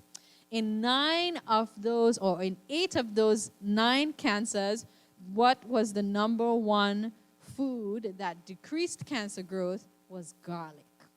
8 of the 9 cancers. Need some water up here, right? 8 of the 9 cancers, garlic was number 1. And then on the 9th, for the 9th cancer, garlic was number 2. And leeks was number 1. All right? So whether they say garlic is anti-friendly, whether you like garlic breath or not, go ahead and take it. Thank you, my dear. Thank you so much. Whether you like it or not, go ahead and eat your garlic because it will help you fight cancer. Water will too. Okay, so these are all the things that you avoid. These are all the things that you put in. But what are some of the things that you avoid? What about these? Highly refined foods. Do they look good? Unfortunately, right? Yeah, they kind of play on your senses. They're all colorful and everything, right? So, nice to the tongue, bad to the body. Okay. What about these? Meat, including fish. Yeah, that water needs to soak in. All right. Okay, they can be high in carcinogens. What about eggs and dairy? Or some fried foods, right? I mean, even you can fry a broccoli or potato chips, right? Fry. It's not just the bad stuff, it's good stuff used in the wrong way, right? We learned about temperance this morning. Well, what do all of these have in common? Fat. I thought somebody was going to say, they taste good. Yeah, okay.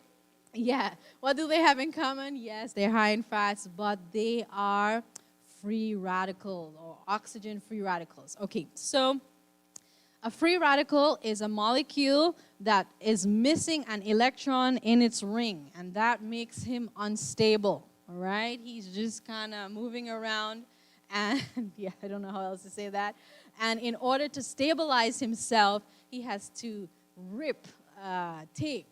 steal electron from its neighboring molecule. So it goes around and takes one and puts it on himself, and it doesn't even become stable, but that's what happens, right? And so that guy goes and does it to his neighbor, and the neighbor, right, the next one, and the next one. Okay, so that creates oxidative stress or oxidative damage. And as that goes on in the molecules, it can actually destroy or damage the DNA of the cells, causing cancer. So the way that we reverse this is by adding into our body, guess what? Antioxidants, because antioxidants are molecules. I wish I had a picture. I didn't think of that. Antioxidants have a host of electrons on their rings, and they, like Jesus, they give freely to those free radicals to help stabilize them, right? We cannot get away, really, unless you're not living, you're not going to get away from free radical or free radicals in your body and in your, in the body. So the way that we counteract that effect is by eating lots of antioxidants. Okay, so still kind of on nutrition, eat a whole plant food diet, whole plant foods diet. What does that mean?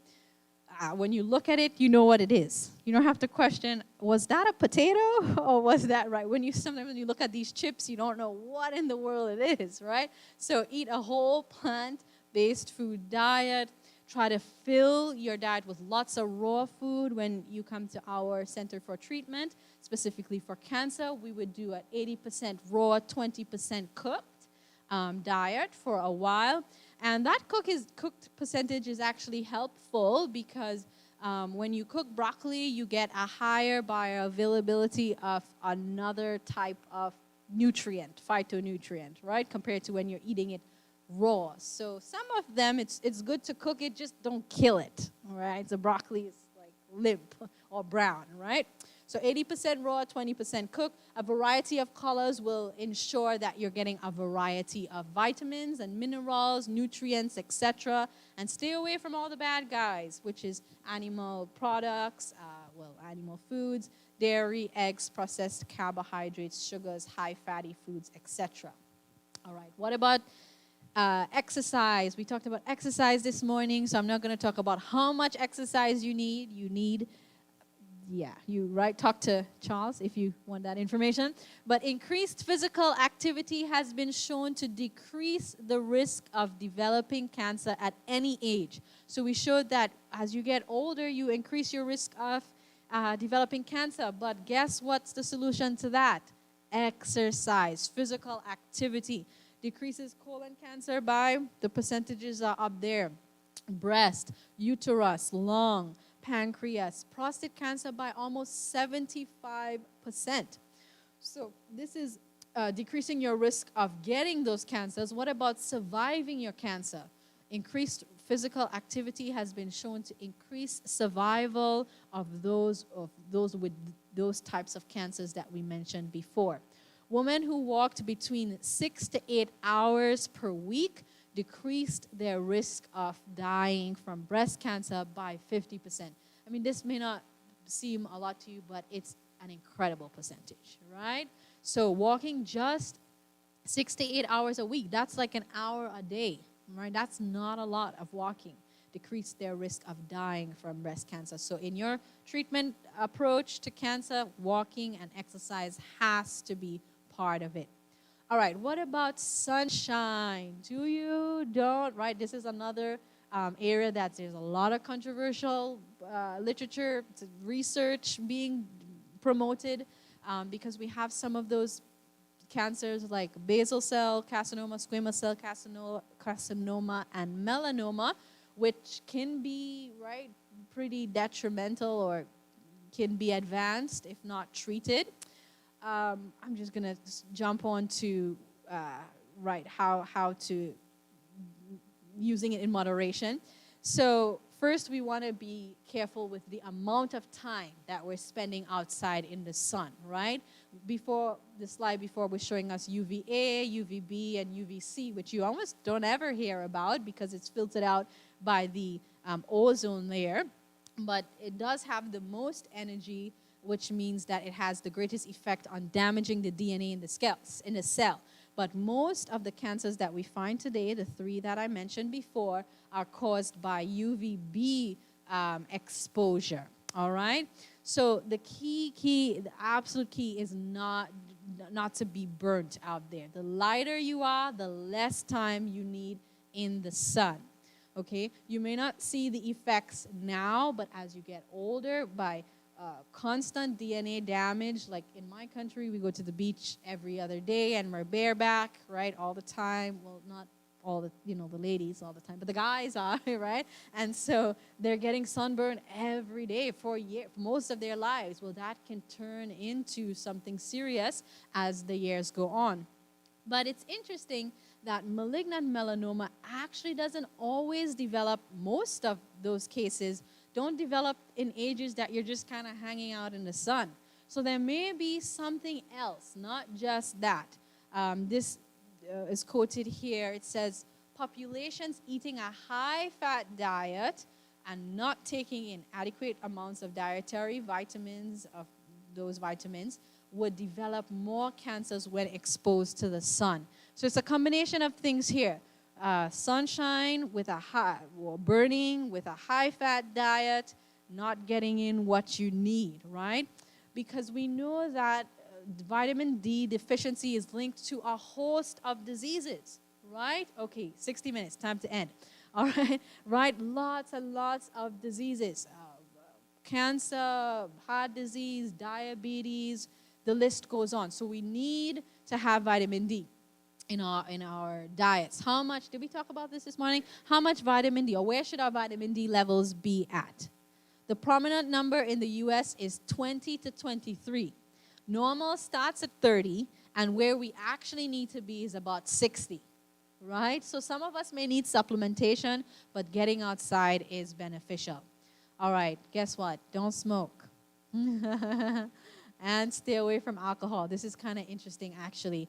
The hops associated in the beer making process, even for the handlers in the beer, so the workers in the factory, increase their risk of developing breast cancer, because that phytoestrogen, which is in the plant hops, is promoting that estrogen, or stimulating the growth of overproduction of estrogen.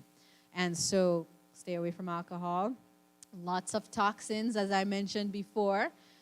I have in my notes, live in a bubble and don't kiss the wrong people, right? No, yeah, okay. Be aware again of what you have, what you're putting on your body, what you're putting into your mouth. Read even like some really powerful cleaning agents, lots of carcinogenic things in there. Maybe try to use gloves, don't put a mask on, things like that. And spend time outside. How much of this day we've spent inside already? We didn't get much sunshine or fresh air, that's why, right? So be mindful of these things. Okay, I promise you, it's like 5 more slides. Things that you can actually go to your health food store and get today, not today, tomorrow, or not tomorrow, Monday, okay? These herbs come from Dr. Agatha's handouts, which Angelina told us about. Dr. Agatha and Calvin Thrash were the founders of our institution, and they were leaders in lifestyle medicine. All right, so sweet wormwood, or there's another name for it. It's in my notes somewhere. Maybe Stephanie knows the name. You can't remember? It's like Artemisia, something like that, right? Okay, somebody else? Okay. I'm not sure if you'll find it in the health food store. They'll probably find a sweet wormwood, you think? Okay, sweet wormwood. So we'll stay with that. It says here that sweet wormwood helps with several cancer lines. It shows significant improvement. I mean, there are some properties. If you didn't listen to anything I said today, go and get some sweet wormwood, right? There's some properties in sweet wormwood that is so powerful that they are trying to filter it and use it as a chemotherapeutic agent. All right? So sweet wormwood, use it. Turmeric will decrease your overall inflammation in the body. You can use that externally as well as internally. Come tomorrow and we'll show you how to make that into a poultice we'll show you how to make a poultice, and we can talk about turmeric on the side, for breast cancers or skin cancers and so on. Red clover, again, one of those herbs that will help to decrease cancer cell proliferation, and it's one that you can take with any medication. You can take it at 13 all the way up to it's like one of the safest herbs that you can really take.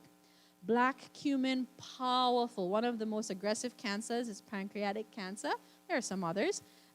Black cumin, we give at our center. We give black cumin, flaxseed, and chia seeds, and turmeric, right, to every single guest. If you're there for weight loss, to whatever else it is.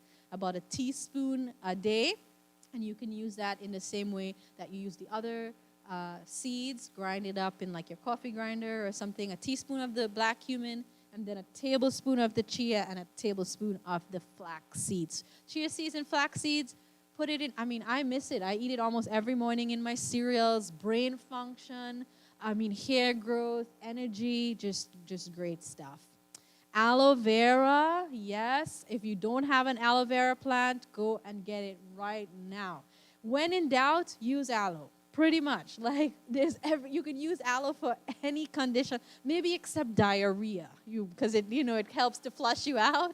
But you can use aloe on bee stings. Something goes in your eye, put some aloe on there. Like you can really use it for anything. In cancer treatment, we do about 1/3 of a cup every day. Or 3 times a day, sorry. So that would be, about a cup for the day. And if you don't like the taste of it, you can chase it down with some lemon juice, is what I've been told. Shiitake and maitake mushrooms have also shown to be beneficial in decreasing tumor growth. And if you don't like the taste of the mushrooms, go ahead and have the aloe. No problem. you know. But they actually make it really tasty at the Lifestyle Center. They saute it with like, not kill it, but they put it in with like vegetables and so on, saute in water, not in oil, and it's just so great. Okay, fever treatments, we'll talk about that tomorrow. But this is, along with nutrition, one of the most impactful physical treatments that you can do for cancer. We put the body into a hyperthermic state because cancer cells are less heat stable, so they're more susceptible to heat damage, which means they're going to die when at certain heat temperatures, heat levels. So when we bring the oral temperature up to a certain degree, or we put the body into hyperthermia, we see that cancer cells stop growing at a certain temperature, and then as you go even higher, it actually begins to die. And I mean, see how many studies here? What? This is 5. There's lots and lots of more research showing that these treatments can be powerful. Even if you're not doing exercise, nutrition, diet, all of that other stuff, just the hydrotherapy can make a huge impact. But we're not promoting that, right? All together, God's plan working all together. So we'll learn about that tomorrow.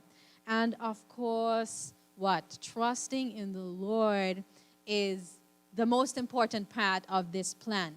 Of course, a cancer diagnosis naturally can cause some anxiety, can cause some worry, but we have to trust the Lord with our healing. He says that He'll do it.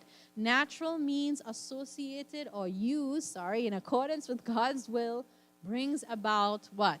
Supernatural results. We're talking about superheroes this morning. This is the real superhero here, right? Supernatural results. We have to trust that the Lord will do this, and really in any circumstance, because our Lord is loving and we can trust Him as our Father in any outcome. We have to trust in Him. Okay, so what or who am I? I will not submit to anyone else's instructions. I am rebellious. I will not cooperate and work together as a team. I'm independent. I will not respect someone else's space. I am inconsiderate. I will strip others of their resources. I'm competitive. I will start small, hide while I grow, and not manifest my true character until late in the game. I am subtle. I will spread to other areas and take over. I'm aggressive. I will use more and more of your resources at your expense. I am selfish. What do you think it is? Right. I am Cancer. But guess what? Doesn't that sound like some things that we find in our own hearts at times? Right? Selfishness, right?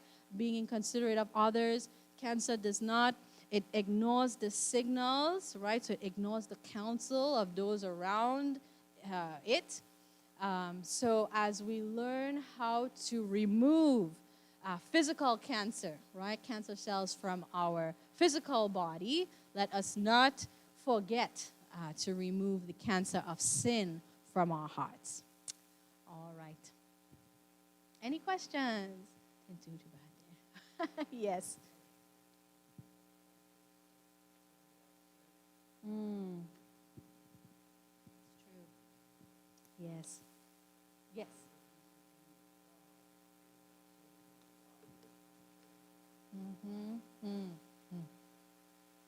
Well, there's a solution. Praise the Lord. Yes.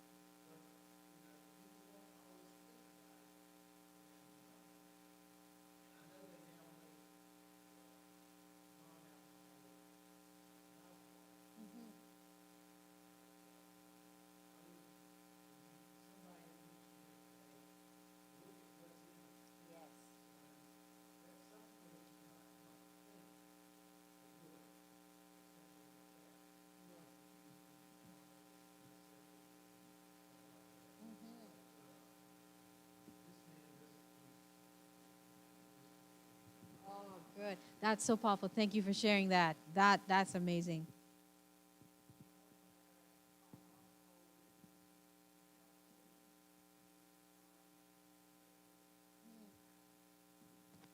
Yeah, I don't know that to be true. Someone can comment more on that. But no, I mean, I would go and check out why, where we have the growth. But yes, down here. Maybe we can give Stephanie another mic. You can give her this one.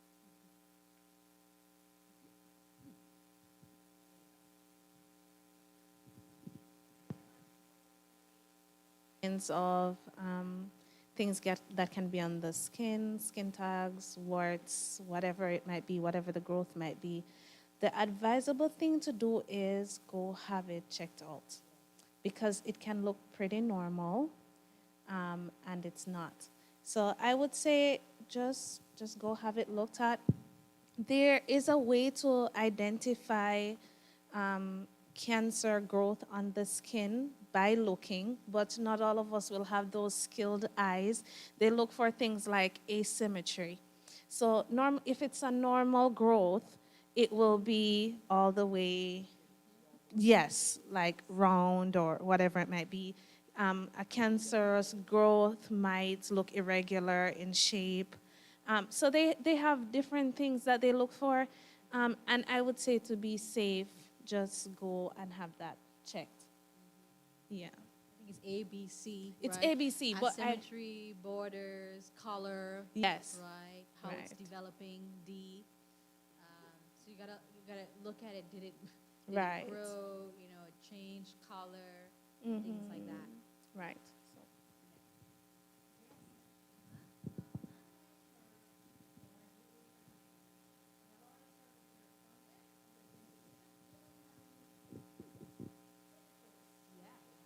Right.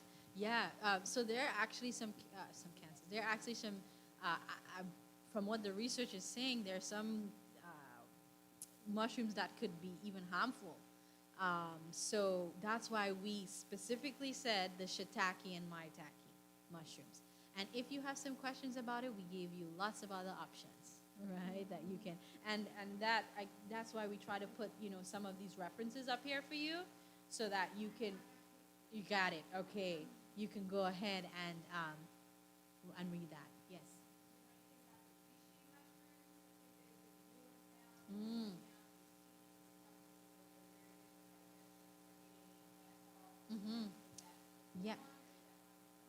I've heard about it. I don't know. Let me look down here at my team. Anybody? Reishi mushrooms? Good. Good. Brother. You want to say anything else? Or? It's good. It is true, mushrooms are a fungus. However, in certain quantities, they can be very medicinally beneficial. So it may not be something that you want to incorporate as part of your ongoing diet, but if you do find yourself with a health challenge, certain mushrooms can be beneficial in high concentrations for short periods of time. Thank you. Yes, down in the back.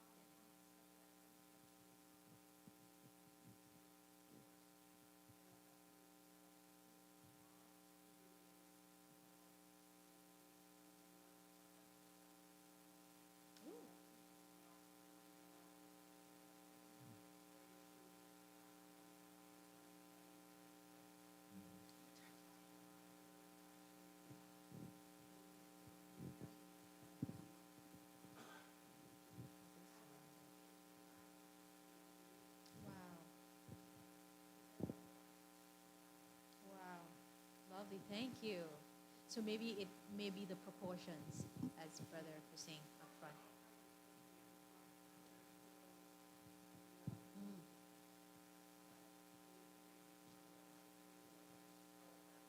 Mm.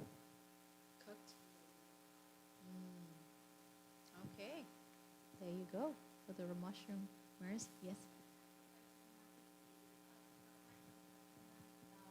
Baths. Could you use a sauna instead? Great question. Yeah, so we know, let me put that up there, that the oral temperature actually has to get up to 102 degrees Fahrenheit. And we'll show you how to do that safely. with the assistance of someone else. So in the sauna, you're going to activate the immune system to some degree, and you're going to cause some heat damage to those cancer cells. But really, in like an aggressive or invasive type of cancer, you want to get a treatment that will increase your oral temperature to that level. And at least in our saunas and so on, we don't generally see that happening. You know, your oral temperature isn't getting that high. So the tub is really, they call it the torture chamber, but it's so good for you. It's so, so good. Yeah. Thank you. Yes. All right. That's it. Yes. Vitamin D and sunshine. I don't really like to use these, but you know, we're taught to use sunblock all the time, and I know that sunblock inhibits the absorption of vitamin D from the sun. So it's finding that, I guess, 20 minutes a day without sunblock and body exposed, like sleeveless, short, you know, that's hard to do. Right. It's hard, and I think that's why we're also deficient. So the supplements were mentioned earlier, and I think that's a good way to go. Exactly. Or the tanning agents. You know, you really, like our brother mentioned, you really have to read up on what is in these products and over a long period of time what they can cause, you know? I'm glad that science is finally, I think, catching up with the natural, with the importance of the natural elements that we already have for so long. Dr. William Lee, you have probably read some of his work from Harvard. He's involved in the development of more than 40 drugs, and he started thinking, do we need really the drugs? Can we get the same effect from the foods? And he's studying food. He actually and he works with angiogenesis that you mentioned, and he has the pictures showing the cell cultures with the cancer, and then using the certain foods like turmeric was one of them, and he tests some other drugs on cancer, and it's amazing. Some of the foods are almost as strong as the chemotherapy on angiogenesis, and the body knows how to modulate the amount of blood vessels going there. The foods in their natural state, like God made, they tell us, our bodies, how to do it when we use it, and he's showing it under the microscope now, with and without. It's very interesting how much they reduce the tumors using some of the foods. Of course, there's a whole process behind it, but they're finding if we can use those foods before the cancer comes, the cancer won't develop. I think that should be even the main point. It's important to use to treat, but if we can't catch before it develops, or like that first cell, like you showed that picture, the first one that mutates before it starts growing and taking that space, if we are doing the right things, chances are that our immune system will catch that before it grows. Yes. They say an ounce of prevention equal a pound of cure. All right. There was someone else who had a comment, but we can save it for tomorrow. So tomorrow we have a lovely program. Maybe Stephanie, you can tell us about it. I don't know the times of everything. Thank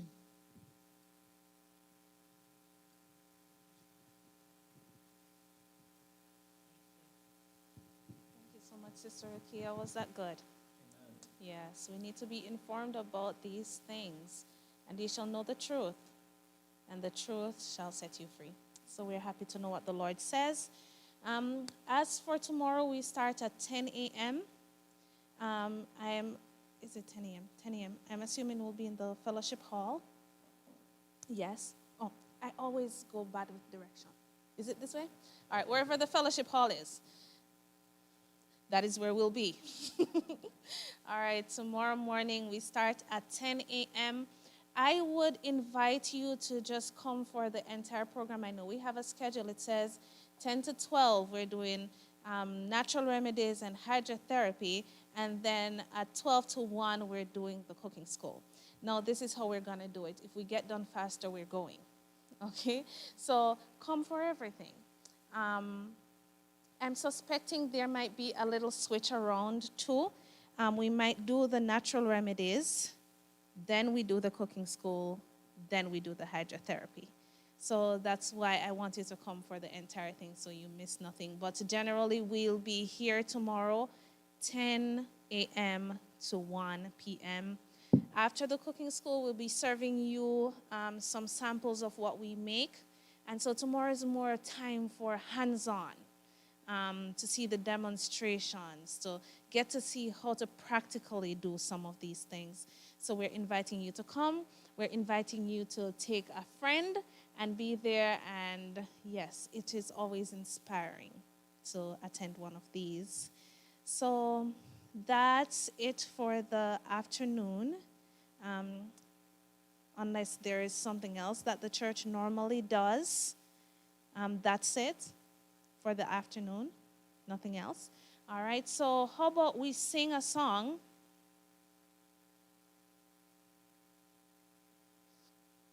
Okay. How about we sing a song and then we will pray to close.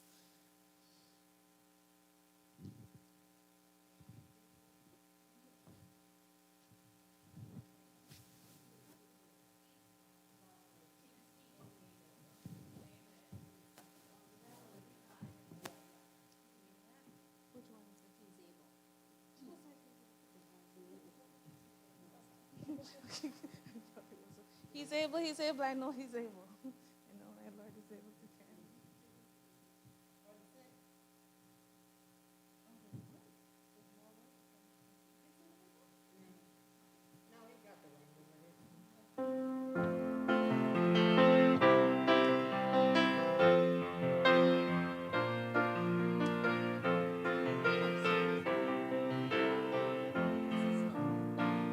Let's talk about Jesus. He's able. I know my Lord is able to carry me through. He's able, he's able. I know he is able. I know my Lord is able to carry me through. He's healed the brokenhearted and set the captive free. He makes the lame to walk again and cause the blind to see. He's able, he's able. I know he is able. I know my Lord is able to carry me through. Amen. All right, so let's have a word of prayer to close. Our dearest Lord, our Savior and friend, we thank you so very much for today. So informative and inspiring. And I ask that you will help us to not forget these things, that we'll search even deeper and come closer to you who promised that I am the Lord that healeth thee. I pray that as we go to our separate homes, that you will keep us meditating on you and that you will draw us very close to heaven.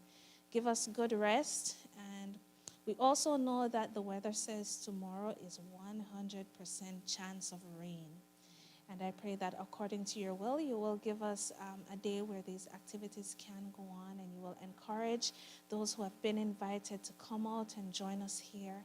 And we just praise your name for all that you've already done for us. We thank you in Jesus' name. Amen. Yes. Tomorrow as well, we will have things available for sale. All right. So tomorrow we'll have that.